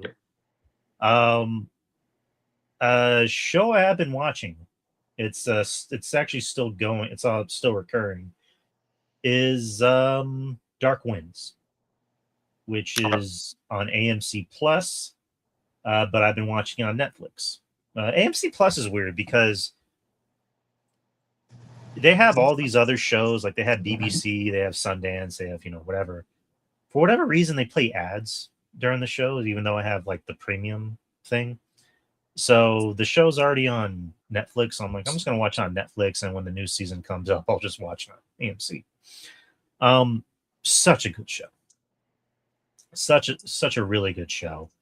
I over the past few years, I've become a huge fan of anything involving Native American and indigenous culture. Um, I was a huge fan of Reservation Dogs. That was only on the air for like 3 seasons, and it was it's in my top 10 of my favorite shows of all time. Like FX really writes some good shows, and especially with their dramas. And they're like, okay, we reached the end, we're going to cut it off. And it was only 3 seasons, but it left me wanting more. This show, like, there's a lot of Native American actors, or I'm going to say indigenous because I don't want to offend anybody. So indigenous, there's a lot of indigenous actors in Hollywood. And it's, you see a lot more and more indigenous shows with actors, with writers doing this to make it feel more authentic. Yeah. One actor in particular, you might know him, Zahn McClarnon. Name sounds familiar. He's pretty much like again, if the story's like, we need an indigenous actor to play this character, we're going to choose this actor.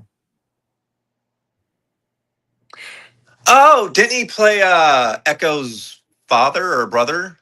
Father. Dad. Yeah. He was also in Doctor Sleep. He Oh, was the yes, dude yes, with yes. like the goatee and the he's really fucking good. He was also in Reservation Dogs. And this show is set after Vietnam, so it's a period piece. And so far, I'm on episode 4, I believe, and I can't tell what kind of show this is, and that's what's really hooking me, because I can't tell if this is supposed to be like a supernatural kind of show or a horror show. So far, it's a thriller, but I'm like, all right, I'm hooked. I want to see where this is going, because it almost kind of gives me first season of True Detective vibes. Nice. And so there's a plot, but there isn't.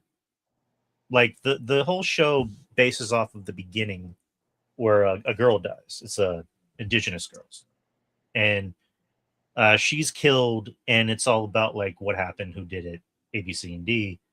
And the FBI, of course, they're just like, oh, another Native American girl is killed. Like that's all they see it as. And there's this good scene of dialogue where the main character Joe, who's played by Zahn, he's talking to the FBI agent, who that actor Noah Emmerich,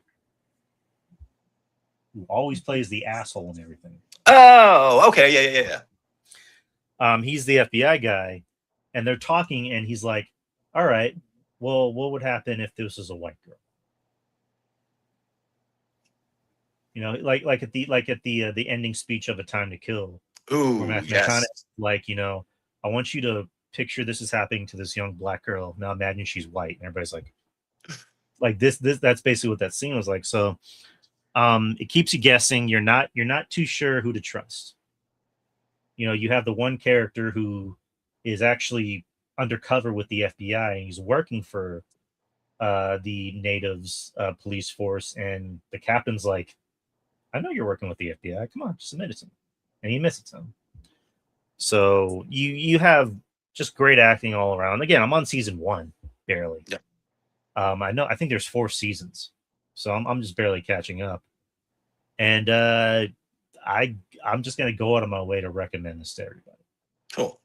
If you love thrillers, if you were a fan of True Detective season 1, you're gonna want to watch this, dude. Like I implore you to watch this. So there's that. The Dark Ones. And another show which is not as heavy, which I mentioned earlier, which is My Adventures with Superman, which is season 3. This, along with X-Men 97 and Invincible, are probably my favorite comic animated series, currently going. And like the first season came out before the Corn Sweat movie. Matter of fact, I think season 2 came out before the Corn Sweat movie. And this was like, hey, let's bring back Superman. Let's make him. Let's just have heart, man. Let's make it a show about like acceptance and just being nice to people. And sure enough, it worked. And it takes Superman and it gives it like an anime feel and an anime look. Like the first season when he's like transforming, or I shouldn't say transform, but he was like when he's putting on his outfit, and it's like Sailor Moon.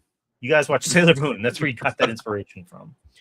And then in this season, there's a lot of Dragon Ball Z references. Ouch.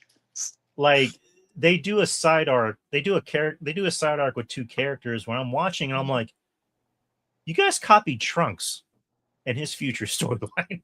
That's where you got that from. And just overall, Jack Quaid as Superman, he's great. Jack Quaid's he's good at playing likable characters. He's good at playing dick characters like did in Companion. But him as Superman, he does a great job because he's just a likable guy that you want to be friends with. Because this show, kind of like with Corn Sweat, where it's like we spend a lot of time with Clark. And because we love Clark so much, we're going to love Superman. Right. And they spend a lot of time building up that universe because now we're going to get My Adventures with Green Lantern, which is going to be centered around Jessica Cruz as the Green Lantern, which they actually did introduce in this season. Oh, nice. And they do something really interesting and I think was really good with Supergirl's arc, where instead of just making her another version of Clark, they do something with her arc where I went, that was interesting. Like I thought this is probably the best written version of Supergirl, probably more than the Supergirl TV series and also the movie. Okay. And they have Jimmy come in where everybody gets their time to shine. Like Jimmy has his own story arc and he's, Superman's best friend. And then Lois, Lois is being Lois. But, eventually, Lois and Clark meet up with each other and they fall in love and you buy it. Like it's good chemistry. It's not even just like, why are you 2 together? She's kind of a bitch. It's like, oh, she's a bitch, but she's the bitch you love, and I get it. Yes. And it's not as heavy as X-Men. Nowhere near as heavy as Invincible. Right. I would say there's the term hard PG-13. This is like a hard PG. Okay. Where they don't shy away from dark topics, and they certainly don't shy away from like that intensity. In this season, the villain is Hank Henshaw, which, if anyone knows about Superman comics, he's the cyborg Superman. Okay. And the most recent episode that came out today, like I talked about episode 4 of X-Men being like hard to watch. This was one of those episodes where I'm like, Superman's going to be okay, right? Like that's how I felt. And it again had that ending of like everyone was saved. Or are they? No. So I again, like I did with Dark Winds, even though they're both 2 very different shows. This is one of those shows I would implore anyone to watch. It's an easy watch. It's only like under 30 minutes. You can probably binge this whole series in a day. It's just such good writing. And like with X-Men 97, it's written by people that understand the character and that love the character. And again, like I mentioned with X-Men 97, kind of looks like they're building their own universe. Superman's building their own universe with Green Lantern. Pretty sure we're eventually going to get a My Adventures with Batman. Or even a My Adventures with the Flash. So this isn't really an insult. It's the biggest compliment I can give it. It's a cute show. Because at the end of the day, it's all about the power of friendship and love. Yeah, that's what Superman preaches. Because it's like he says in the movie, kindness is the new punk rock. There's definitely been a few times on that show where I kind of had to go hit the peels. Yeah, it's all right. I had to do that a few times. I didn't get that feeling of despair like I did with X-Men 97. Right. But it was definitely like, nah. It's all right. You'll be all right. You'll be all right. Yeah. I need to go in the bathroom and cry for 5 minutes. And call my dad and tell him I love him. But yeah, My Adventures of Superman. Good show. Watch it. So that's what we've been watching. Let's get to Avengers Doomsday news. Avengers Doomsday, you know, that film that's coming out towards the end of the year, which we have yet to see a trailer for. Or have we? Maybe. So in a couple weeks, San Diego Comic-Con, which is literally probably the biggest Comic-Con ever, which usually comes out around this time. July 25th, which is the week after my birthday, Marvel Studios will be holding a panel that I believe they missed last year, but they'll be back this year. A week before Spider-Man Brand New Day, they will also be talking about another big movie coming out later this year, and that'll be Avengers Doomsday, which it said that the trailer for Avengers Doomsday will premiere that day, July the 25th. Which means we should get it later. That maybe they'll drop it online at the same time they drop it at the con. I mean that, or what if they fucking drop it on Brand New Day? I definitely know they're going to drop it on Brand New Day. I already can guarantee you that. But I think recently in the past, the majority of them, when Marvel drops a big trailer at a con, they generally drop it online like an hour or so later, don't they? Yeah. So I could see them doing that. Because the talk is that with trailers, because I didn't know this about trailers, so whenever they fix a trailer, they have to send it in to like some agency for dubbing, and to get approval and to get a rating from it. So they're really fixing this trailer up to give us all the cool stuff, but also not to show us the other cool shit that we don't even know about. Right. Because we already got an idea from what happened at CinemaCon, which is that A, B, C, and D happened. I wouldn't be surprised if they're gonna hold off on Doom. Like, we're gonna get glimpses of them, but I think they want to save, which seems kind of weird to say because we've already seen artwork of Doom, but like as far as like the live action, right? But here's what I wanted to get to, and hopefully this works. So they released artwork. Yes, they did. Of Doomsday, and hopefully there's no lag here. I mean, it's a photo, so I don't think it would be. There it is. So am I coming through okay? Oh, yeah. Just fine. Okay. So Avengers Doomsday art. So look what we have here. Centerpiece is we have our boy. Doom. Vic Von Doom. We have Reed Richards, played by Pedro. Yes. We have the rest of the family. We have Sue. We have Ben. We have Johnny. I can't zoom in, unfortunately. No, that's fine. We have Schmapton Schmamerica, Sam Wilson here. Yes. And then we have we have Falcon. We have Joaquin. Okay. We have Shuri, the Black Panther. Yes. And Umbaku. Shang-Chi. Who we haven't seen in a long time. Like, here's a Shang-Chi movie 5 years later. 5 years later. But it's good to see him. Yeah. We have Thor, who's covered in lightning, who has lightning for eyes. Yes. That's interesting. You have Ant-Man, who's played by the ageless Paul Rudd. Yes, still looking 35. Yep. And then we have the Thunderbolts. I believe. Oh yeah, it's the Thunderbolts. You have Yelena. You have Bucky, my guy. Yep. You have the rest of the group. You have David Harbour, whose name I'm blanking on for some reason. Red. Oh my God. Alexi. I think his name is Alexi. Yes. I'm trying to think of his superhero name. Then you have Ghost. Yep. You have U.S. Agent. Yes. And I believe this is Bob.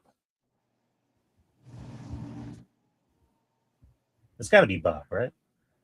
Yeah, that's what it looks like. And then the centerpiece of it all. Da-na-na-na-na, da-na-na-na-na, ba-na-na-na-na-na. X-Men. You have our boy Cyclops in the authentic outfit. Yes, comic accurate. Yeah, James Marsden. He'll get justice for Cyclops. You see Thankfully. Mystique over there, who has a different hairstyle, but from what I heard, she's wearing the Mystique outfit. Yes. Nightcrawler, bringing back Alan Cumming. Who looks like they're doing a aged, which I guess I think that's appropriate. But he looked like they aged him a little bit, gave him some gray and white hair. Kurt Wagner. You see Channing Tatum returning back as Gambit. Yeah, I'm so happy for Channing Tatum. I really am. I try I not to be know. I try not to be involved in actors' lives, but it's like, man, he wanted this Gambit movie to work and it didn't. He's won it for like what the past like 15, 20 years. And then Ryan Reynolds was like, hey, you want to be Gambit for a day? So I'm happy that he's back. Kelsey Grammer as Beast, not practical Beast, but CGI Beast. And Yeah, that looks fine. You see Magneto, Ian McKellen, who's sporting some facial hair. yes, That looks dope. And then you see Patrick Stewart. yes, Professor. Sounds kind of fucked up saying, and it's Patrick Stewart.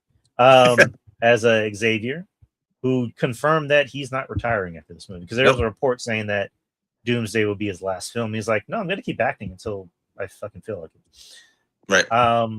I forgot to mention another movie I watched, and that was Sheep Detectives, and he was in it. Which Hugh Jackman was the star. That was good. Very good film. Made me cry. Oh. But this looks beautiful. This is gorgeous.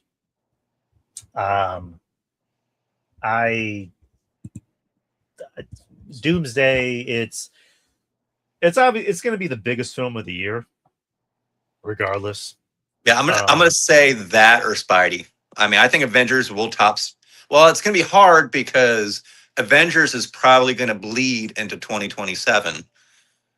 So it's gonna be hard to say like who's gonna pull away with the biggest box office of the year because it's not really gonna be fair to say that when Avengers more likely will still be in theaters in 2027.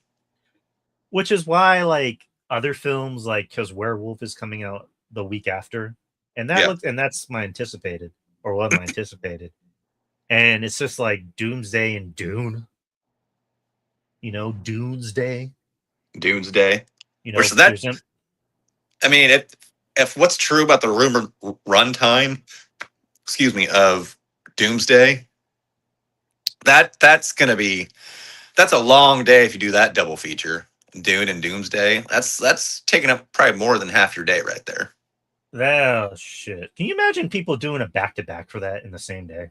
Oh, people will. I don't. I can see theaters trying to piggyback off of what they did with Barbieheimer. Yeah, they'll promote Doomsday. Like, hey, right. Which will be interesting. I can't wait to see when they drop. Of course, it'll be different depending on the region you're in, but seeing when they'll do the times for the theaters, like, oh, we'll have a Doom during 1 o'clock, 4 o'clock, 7 o'clock, and then we'll have Doomsday setting up like right after. So I'd be like, that will be fun to see.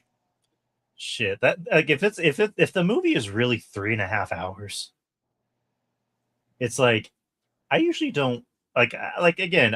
We sat through 3 hours of Endgame, and like we've been here since the beginning. Yeah, but it's like, I can I suggest intermission? Like, because I that's gonna be a day where I'm gonna have to hold off on eating before the movie. Yeah, that would be cool if they do a. I don't think they'll do it, but that'd be cool if they did like a double feature ticket price, and they'll say, oh, like, you'll get intermission in between, but you'll get if you decide to do Doomsday, we'll get you, a package price. If you need to doo-doo during Doomsday. It definitely need a doo-doo. Shit. Which I'm excited because there's, again, we haven't seen a trailer yet for Doomsday. There's already rumors. I mean, there's a rumor, huge rumors going around why Spidey isn't in Doomsday, which I'm leaning more and more that it's probably going to be true, which I'm hoping for. But leading from Doomsday to Secret Wars, we're going to have the hard reset. I'm just like, I mean, like, can you imagine if we get the Beyonder show I mean, up? that's the talk, is that after Secret Wars is a reset, so we're going to get one universe with one set of X-Men or a new X-Men, Spider-Man and the rest of the villains, so the way it should be told. A Miles Morales, a Fantastic Four, Blade, if we were doing a Blade movie, with a lot of his villains. There's also a possibility of like characters from other universes staying on. Yep. So, I mean, because Hugh Jackman had said recently, he's like, "Hey, I'm back and I want to stay." Yeah. Going with the quote of like, you're doing this till you're 90. Which, Yep. love Hugh Get that Jackman, money, man. love him as Wolverine, and God bless the fact that he's able to stay in that kind of shape at that age. But it's like, I don't know if I want to see Hugh Jackman stay on that long.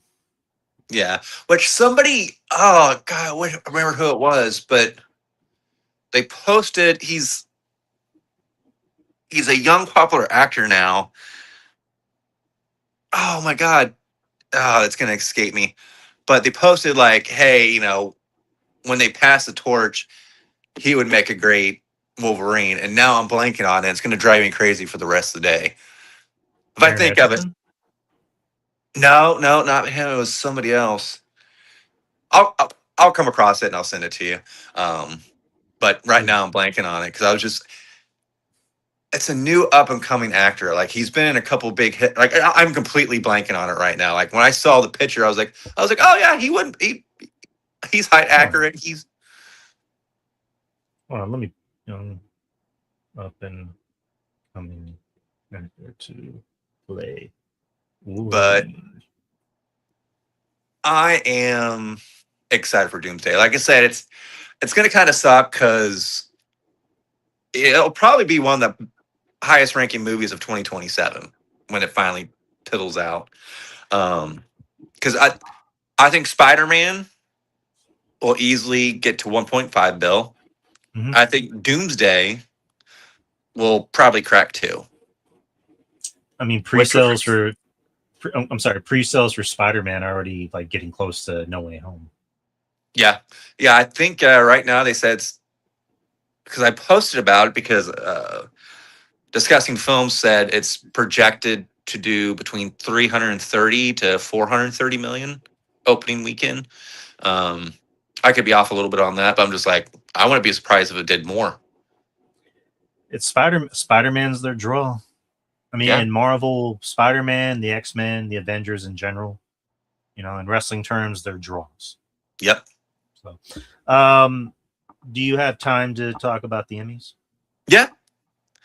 All right. Now, I always get confused on the time frame on when it comes to Emmy nominations. Like, do they do the year previous? Because I saw, which you'll get to, like, some of the newer shows got nominated. So I can't remember the time frame on when a show can get nominated and for what season. So the start date is from June the 1st of last year. Okay. And the deadline is May the 31st of this year. Okay. Okay. So the Emmys were nominated. It's going to be on September the 14th. So let me just run through the noms real quick. Outstanding Comedy Series: Abbott Elementary, The Bear, Hacks, which is an HBO Max show, which I heard is good and don't know what it's about. Margot's Got Money Troubles, which is on Apple, which I heard good things about. Nobody Wants This. I'm not sure what that is.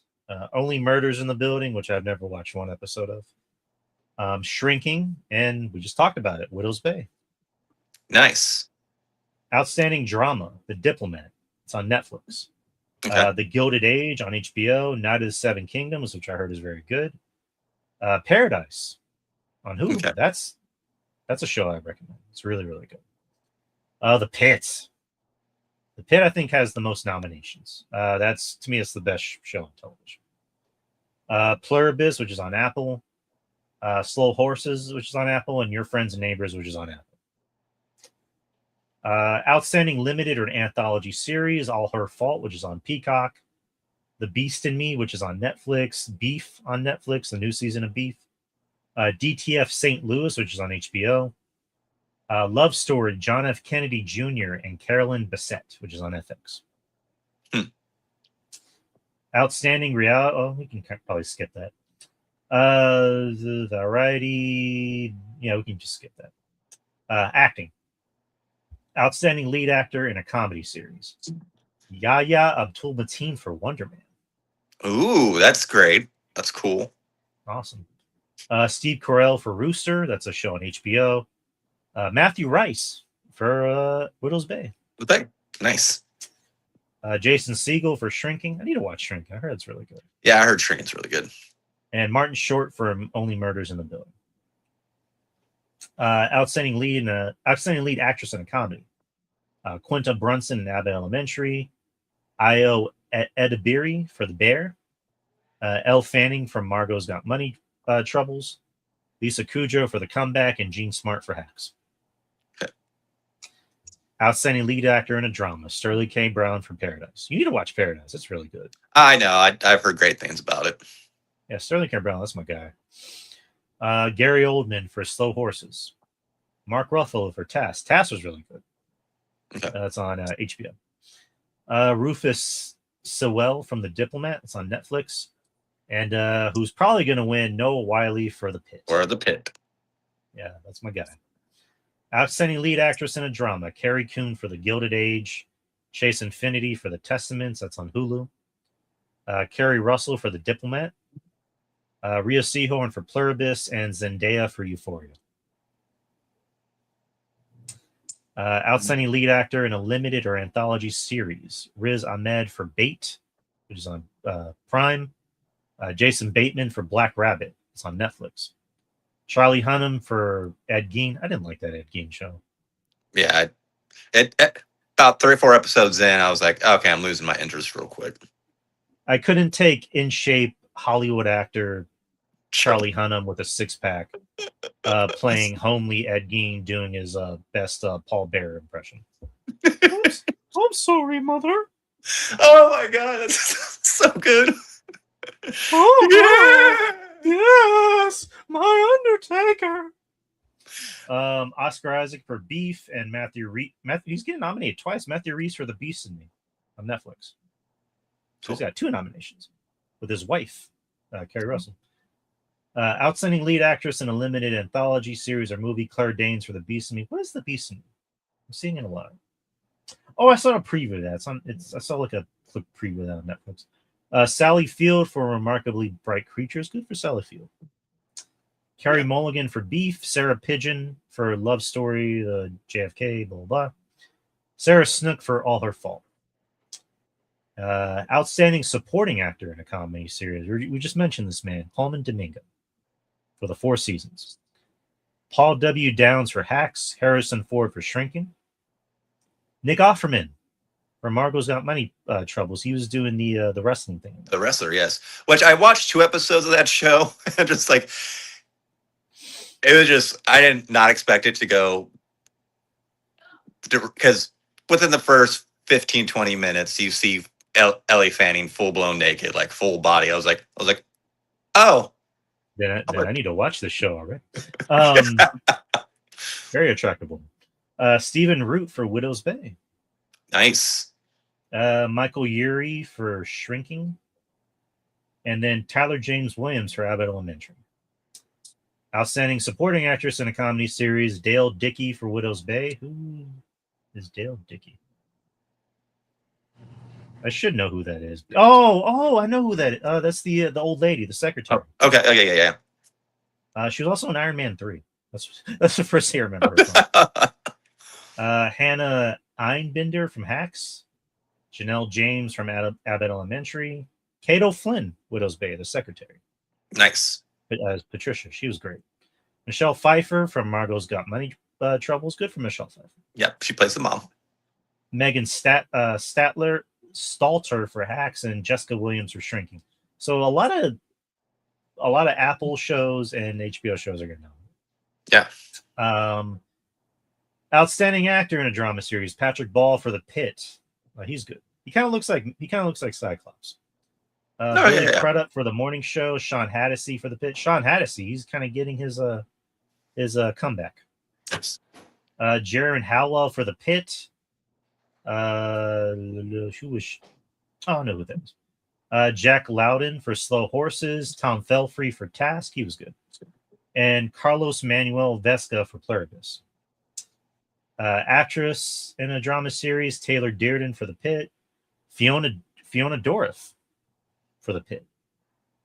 Nice.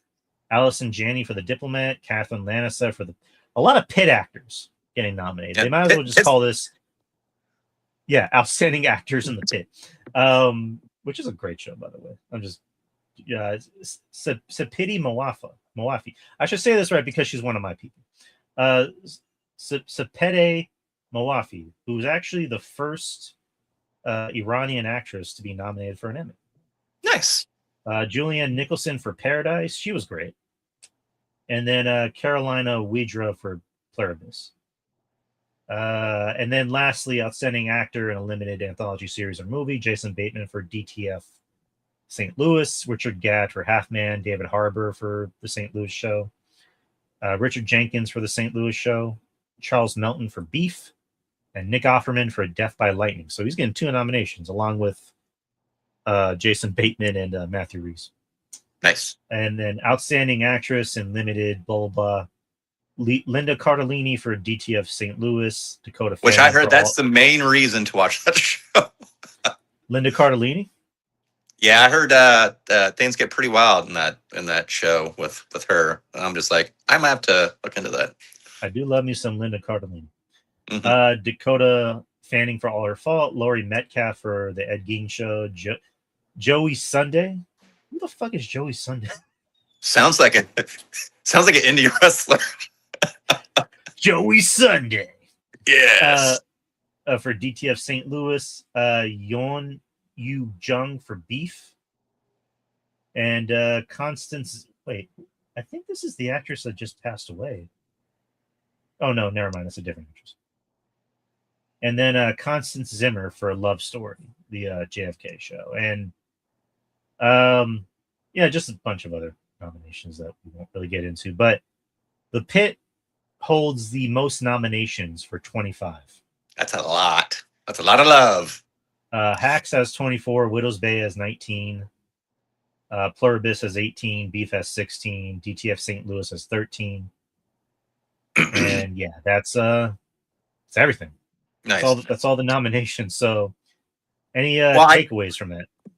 Well, I do know. I want to bring it up because I think it's pretty cool. I know it because it got nominated for a lot of secondary nominations, but we got to throw Spider-Noir some love because I know it got quite a bit of nominations too, but a lot of it is, like, again, one of those subcategories that, I think stunt work or choreography, visual effects. So it's getting a lot of those awards. I think it got like between 5 or 7 nominations. So for a comic book show, I appreciate that. But I think The Pit's going to walk away with a lot of awards. I think it'd be kind of cool to see if Dorif gets it, just because her dad's Chucky. So I just think that'd be pretty cool. Yeah, she's great. Like I like the fact that when watching The Pit, the only person I knew was Noah. Everybody else was like, I don't know who these people are, but I like it because I can get invested in the characters. And then come to find out her last name is Dorf. I'm like, is that who I think it is? And then lo and behold, her dad's on the show playing her dad. And I'm like, it's good to see Brad Dourif playing roles that aren't Chucky. I know, right? So he was good because once upon a time he was an Oscar nominated actor. But obviously he's having fun playing Chucky. So who am I? I'm not like shitting on it, but like Yeah, man, like Yaya getting a nomination for Wonder Man. That's Like, cool too. I mean, when you watch that show, yes, it's a Marvel show, but it's not really a Marvel show. It's not. It's a character driven show. Yeah, Um, like we don't really get any CG. I mean, we get CGI stuff like this much, but it's like this is a character piece. Like this is about yep. somebody's psyche. This is a personal story, and like the way Simon was like around his family. Like I could relate. Like there's the scene where where he's at his mom's birthday party. He's just in the back, and they're singing "Happy Birthday," and he just looks so miserable being there. I'm like, that's me. And without getting too much into my personal history, like that's me when I'm around certain people. Yep. I want to be anywhere but there. Um, and just yeah, it's funny. Like yeah, this is probably the best role I've seen him in, and I've seen him in other things, and it's just like something about him I just couldn't click with. And then this is the role that kind of made Lone Bold is a Marvel role, whatever. But like, I just see him in this role. I'm like, it almost seems like nobody else would have been perfect with this role but him, Right. because he's not really a likable person. Like they really go out of the way to make Simon just like he's an asshole. Like he's an arrogant asshole that rubs everyone the wrong way. Like Right. he doesn't even care that he has powers. He doesn't want to be a superhero. And Yeah. He's more of ashamed of what he has and accepting it. yeah, and like his own family, like his brother doesn't like him. That like those scenes where like he's getting mad, like you feel like Trevor, where you're like, you want to be like, all right, dude, calm down, calm down, calm down, calm down. And bringing back Ben Kingsley, like that was the best iteration of that character. Which I mean, it's so funny too because people hated the fact when the reveal in Iron Man 3, that's why he gets shitted on so much, because you go in thinking Ben Kingsley is fucking um Mandarin. Mandarin. I was like, fuck that's he's gonna be fucking a terrorist, he's gonna be evil, and then you find out the reveal he's just a paid actor in the movie. People hated that. People shitted on that so much, and the fact they bring him back. And I know he's made cameos in like She-Hulk and a couple other different.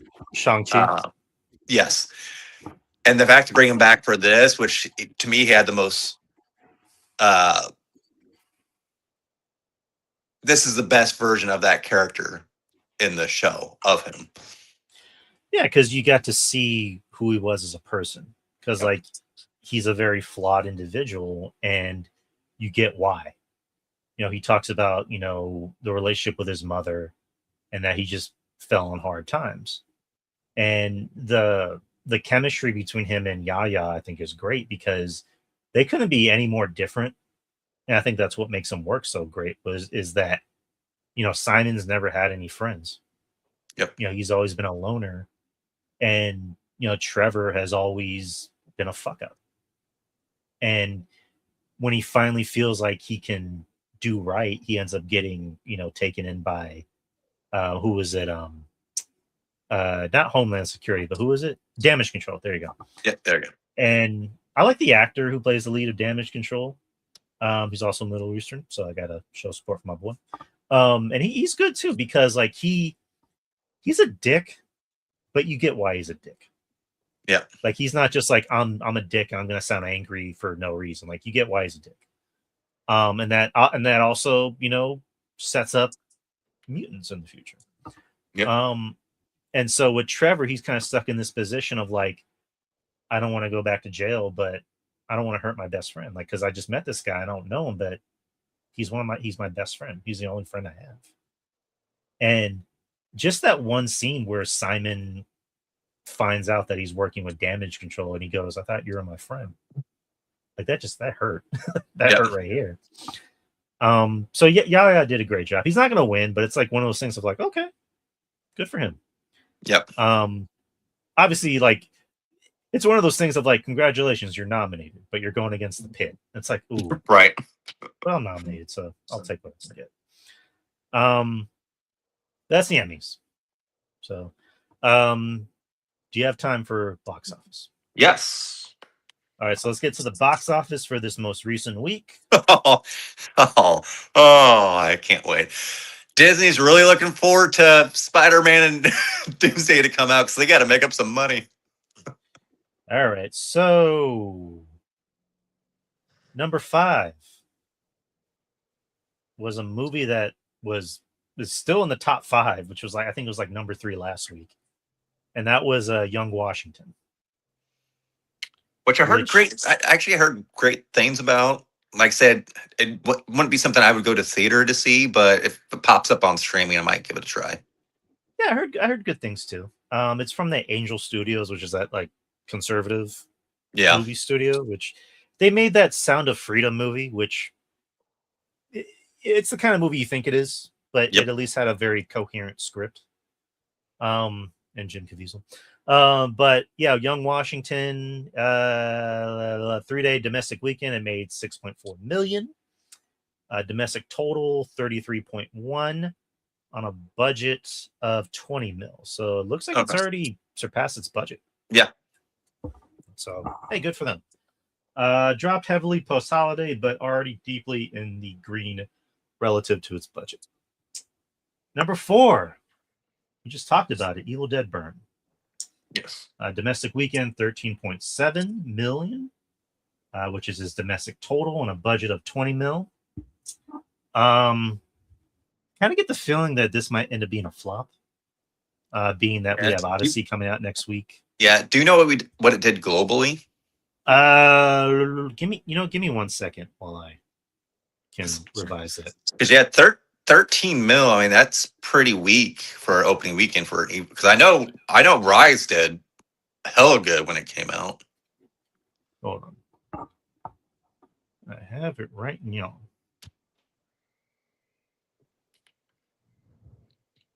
Okay. Okay, so here's a revised list. Worldwide, it made 24. Okay, so 24.2. So it's in the green. It's already met its budget. But like I said, next week we have Odyssey. Yeah. And then after that we have Spider-Man, which is 2 weeks after. So again, like it maybe strong word of mouth can help.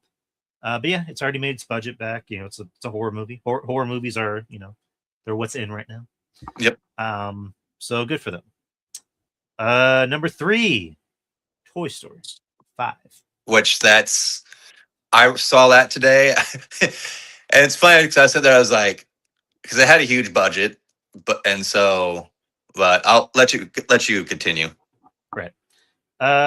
Weekend gross 18.5 million, domestic 403.7, worldwide 802.8 million on a $200 million budget. So the more money these movies make, the more toys we're gonna get. Yeah. Number 2 is Minions and Monsters. No surprise. Weekend gross 20.5 mil. Domestic is 108.2. Worldwide 215.4 on a $100 million budget. So looks like it could be headed towards a flop. Not making Toy Story money, not making Disney money, unfortunately. Yeah. But it's still holding on to number 2. And number 1, Moana live action. 43 million weekday. Worldwide so far 95 mil. The budget for this is 250. Yeah. I heard. Keep talking. No, I was gonna say I heard nothing but bad things about it. It is. I've heard nothing but bad things from anybody about it, and I wasn't even that crazy about the original Moana. Like, yeah, as far as like Disney films goes, I was like, it's just okay, but I thought it was a little overhyped. But it's weird because like these live action remakes, they don't have the soul. They don't have the soul like the animated. Animated gives you so much. Yeah, fucking cash grab is what this was. I was like, the animated came out 10. Why do we need a live action of an animated film that came out 10 fucking years ago? Exactly. Like, I saw a funny quote where somebody goes, One movie is about an evil, soulless, blood-sucking entity, and the other is Evil Dead Burn. Yeah, and it's Yeah. just like, and then you see Rock in his wig, where it's like this movie really exposed his limited, skills as an actor, because clearly the animators did their work in making the Rock look good in the Yeah. in the animation. Whereas this, he's like, I am Maui. It's like, jeez. Yeah, from when man, somebody something party upstairs, Jesus. But yeah, and when I hear it's a shot for shot remake, and I'm just like, fucking why? And The Yeah, Rock, like, I was like, yeah, and people are like, no spoilers, and it's like, what's the spoil? It's the same fucking movie. and I was like, Rock does not have the cash, the appeal like he did 5, 8, 10 years ago. Nobody fucks with The Rock anymore.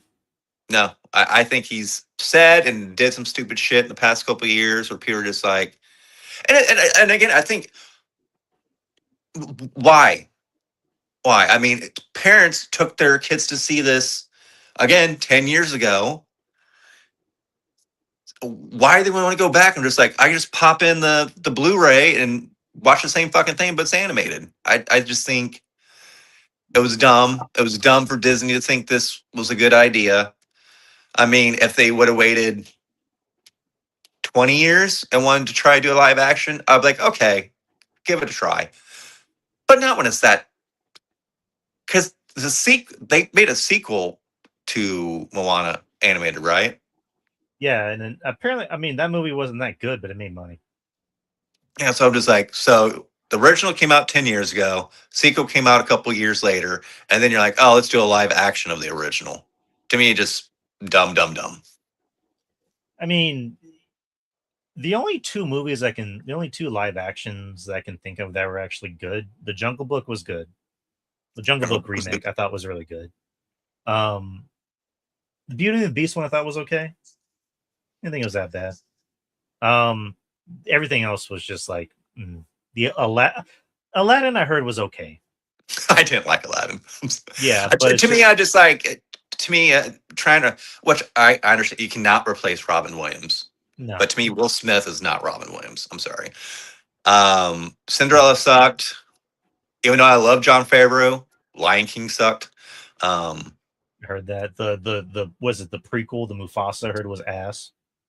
Didn't even watch it. Didn't care to. Made money, I but I did. heard it was ass. I did because it was a different take. I did like the Maleficent movie. That was good. I like that. That was good. But yeah, it's just, to me, it's a lot more misses. I was like, just don't fuck with the animated movies. Just leave them be. If you want to do something, re-release them in theaters. I was like, just do that. And then that abomination of a Snow White movie. Disney saying we didn't do that. We didn't do that. Don't no. It's like her name is Snow White. We're gonna cast a diverse actress to play Snow White. Oh, and we're gonna pretend that Gal Gadot is not an extremely attractive woman who can't act for shit. Hey, that first Wonder Woman was good. Come on. Yeah, the first one was good, but I don't think it was because of her. Oh no. I still laugh to this day that they had Kristen Wiig play the villain in the sequel. I saw that movie once, and the one line that cracked me up was the scene where, was it what the fuck's his name? Steve Trevor. He inhabits the mind of that guy, which is just like, first of all, that's horrifying. The fact that's essentially rape. Where we talk about obsession, where it was an allegory for rape. That's another allegory for rape, where it's like nobody talks about that because that's a guy. Yep. But then like she leaves him because Steve's like, I gotta leave, and then she kisses him and goes, I'll never love again. I'm like, hey, it's terrible. Speaking of obsession, it's continuing to make bank. Even on it's on streaming and it's still making bank. Yeah, I think that was at 434 now, $434 million. That might be updated because I'm seeing a 411. Oh, okay. I knew it reached Uh, over 4, but again, I'm looking at my Regal showings. It still has multiple showings. This Friday, actually, which is my birthday, it's going to be on Peacock. which I guarantee you will be the #1 movie on Peacock for a long motherfucking time. Exactly. And then Supergirl is not looking good. Mm-mm. It's out of the top 5. It's slid down to number 8. It only made 118.5 million on a $200 million budget. So sucks for them. I mean, that again, I think I said this last week where you look at the releases, you see Supergirl, and then you see Lanterns coming out after. It's like, in all actuality, should have been Lanterns as a movie and Supergirl as a TV show. Yep. I think James Gunn, he's obviously made some good things in the past, but I think he's a little bit too overly ambitious. Yep. I It's like, think he's definitely get in the way of himself when it comes to yeah, these. Because I saw somebody say something the other day about it. They're like, you're trying to restart the DC universe. Get it? We get Superman. Why are you leading your first movie with the second being Supergirl? exactly. I was like, Supergirl doesn't have the backing like your Wonder Woman, your Batman, your Lanterns, your fuck even Flash would get more appeal than because granted we had that Supergirl show which I heard was good, never watched it, Yeah. but it especially on a $200 million budget. I mean, I'm just hoping this doesn't affect things down the line for movies that we're looking forward to. Like, I want people to go see Clayface. I know Batman 2 is going to be fucking great when it comes out in probably Yeah. 2 years because they're still filming. But I don't. In a couple years, I don't want the headline to be James Gunn out starting over again. I mean, I don't think it's going to get that out of line, personally. I mean, because at the end of the day, it's like the writer of Supergirl is supposed to write a Teen Titans movie and a Wonder Woman movie. So usually, in the case of a lot of these movies, it comes down to the directing. Yep. So I have faith that the next projects are going to be better. Yeah. Because I know James Gunn's an EP, but I look forward to the ones that he's not personally like he doesn't have his hands on. Because Lanterns has a different tone to it, which I am looking forward to. I'm a little thrown off by the fact that it's like TVMA, which I'm like, what Yeah. is Lanterns need to be TVMA? And it's a detective show, which I'm like, I don't know. A detective show is interesting in theory, but it's like, can we get more like cosmic stuff with Lanterns? Yeah. But Because whatever. Lanterns, which is coming to Max, that's the only thing DC has left this year, right? Clayface. That's in October. Oh shit! Yeah, you're right. Which Clayface again? Like I'm anticipating that because like it's a body horror film set in Gotham in the DCU. Yeah, but we're not getting Possibility. Batman. You never know. Oh. But if we do, we know it won't be Pattinson. No, which I'm happy that a lot of people aren't happy about that. I'm happy that universe is gonna has its own universe. Like I'm happy we're getting the Batman Pattinson universe where we can get shows like the Penguin and maybe a show about and maybe another show about Arkham, whatever. So I'm happy that those shows are kind of getting their own like own universe because Crypto wouldn't work well in that universe. No, and because at the end of the day, you need to look at things for how they work.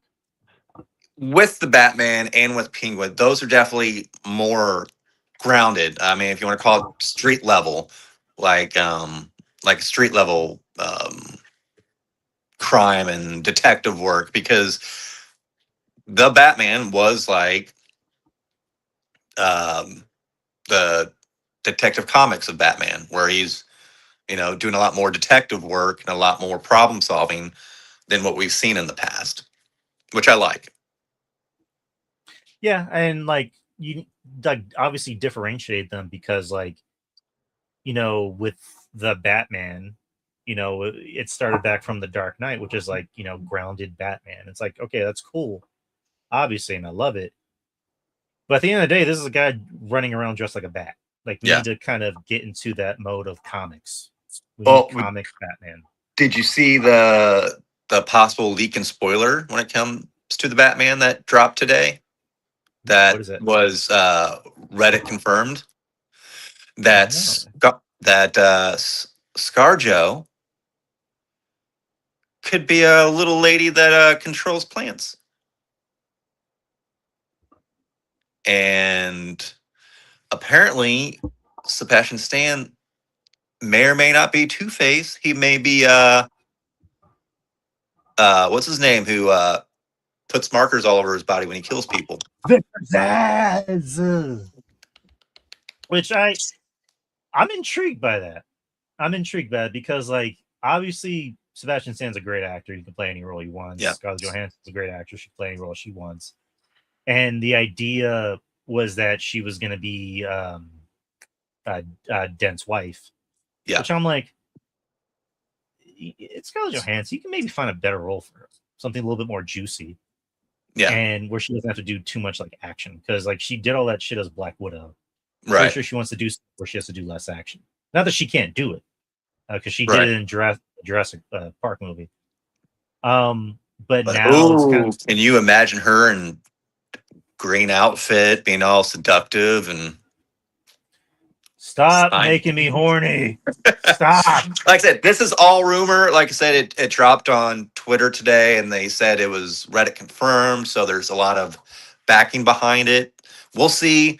But they said that, yeah, Sebastian Stan is going to be kind of like her liaison and kind of like her side partner. So I was like, ooh, he's going to play a vicious serial killer. And the fact that she's going after powerful people to get to the Court of Owls. And then Brian Tyree Henry, he's apparently going to be the real Two-Face. Which I'm okay with. Again, Now, the thing is, I don't want to hear no bitching because nobody bitched. Because who was Harvey Dent in the OG Batman? Lando Calrissian. Yes. So I don't want to hear no bitching, people. Time. Gets them every time. Yes. Yeah, it's just like at the end of the day, it's like race swapping. I'll just leave it at this. It's like if you're gonna change race or gender, like depending on the character, it is what it is. Yeah. What makes a character is what works. Like, let's say Brian Tyree Henry is Two-Face. Like, what's the defining character trait of Harvey Dent? Split personality. Yeah. Does it have anything to do with his skin color? Nope. No. So if he's black, that doesn't matter. It doesn't fucking matter. It's Brian Tyree Henry. He's gonna knock it out of the park. Yeah. Yeah. As long as it's acted well, I don't care. Just if they wanted to make Bruce Wayne Batman black, it's like, okay, you might have to change the character because he can't be Bruce Wayne. Yeah. Or maybe he can be. Which, yeah, if you are familiar with some newer comics, Batman has been black. Wasn't Bruce. He was what's his name? Son. Lucius Fox's son. Which I pitched. I didn't pitch this idea. I told this to someone where it's just like maybe he can be black. Like what? Like let's tell the story of Thomas Wayne. He grew up in this corporate white world as a black man, and he had to work and claw and just like fight for everything he got. He finally got it. Him and his wife Martha, and their son Bruce. And let's change the ideology of each character in Gotham. So originally, Thomas Wayne was killed because of A, B, C, and D. There's been different iterations. One story was that he was shot just for walking down Crime Alley. And then the other story was that he was actually working with Falcone because he wanted help. And then another story was that Thomas Wayne was a piece of shit behind the scenes. In this case, it's like they killed my dad because he was black. Because they hated the fact that a black man was successful in Gotham. Right itself. And then Bruce Wayne, he's not just fighting for justice In Gotham, he's fighting against injustice. And each villain in Gotham represents racial injustice in its own way. You know, you can have a black Joker, a black Two-Face, or you know, you can mix it up and just do other races. Where again, I'm all for diversity. I would love a black Batman. Personally, Idris Elba is my black Batman. Like just him in the cape and cowl and the voice, like that'd be dope. So, but that's how I white explain these things. Yeah, man, I just do something different with this DCU Batman. Like focus more on the comic book aspects of it, you know. And whoever you cast is whoever you cast. Yep. Yeah. So just be good. That's all we want. Just be good. But that is the end of the show. We did close to 2.5 hours, people. We had a packed show, so you got your money's worth. Yes, you did. Next week, again, more X-Men 97, the Odyssey. Gonna try to get that in, which is coming out on my birthday. Ooh, definitely. Did you already get your tickets? Not yet. Not yet. So there's that, and then whatever comes our way. Yeah, exactly. So, but that is it, people. Again, I want to thank everyone for tuning in, whether you're on YouTube or Twitter or Facebook. Of course, thank you, Joe, for dedicating almost 2.5 hours of your day to talking about the stuff we were talking about. Stuff and things. Yeah, Twitter X, DY Experience, TikTok, where I have 800 followers. Ooh, nice. 1,000, which if I can get 1,000, I can start putting links in for the posts for the show. Nice. I can also start streaming on Twitch. Ooh. Streaming the shows on Twitch. So get those numbers. Help us get those numbers up, people. Yes. I post the reels for each shows, whether it's the Experience, which is every Wednesday with me and Justin, or this show, which is every Sunday at 6 p.m. Central Time, Joe and myself.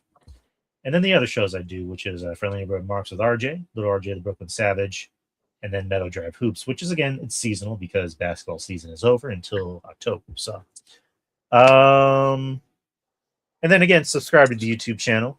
Yep. And hit that like button. Hit that like button. Leave a comment because it helps with the algorithm. But that's enough about me. Listen to this guy. Yeah, you can find me on the good old Twitter. I talk about movies, random shit. You can find me on Twitter at Moose Breath. And I decided to match that along with my TikToks. At TikTok, you can find me at moosebreath.com. Like I have an actual website. Just at Moosebreath. And I posted something, just keep it short, not so sweet. But I posted a link up yesterday on Twitter. I have a younger brother who's not doing too great. He got some really serious health problems. So if you can, spread the word. You can find it on my Twitter feed. Spread it if you got extra monies and you want to donate. That's fine. He needs help covering medical bills, his rent, stuff like that. You know, he has a couple really awesome kids. So do what you can. Yeah, any little bit of money can help. Yeah. And Drew, I appreciate you and everybody else to help spread the word too, because that's all we can do. You know, keep positive thoughts, spread the word, you know, do what we can to help each other out, because that's all we got in this world. Yeah. At the end of the day, it's just like, try to be kind to people, be positive. You know, you can't be a perfect human being. You know, you can strive for to just be decent. You know, just look out for the people in your life that look out for you and that love you, and do the same for them. So, but yeah, people, just again, any bit of money helps, and also getting the word out. So, yep. But anyways, people, we are done. We will see y'all next week, and have a good week and be safe. You too, guys.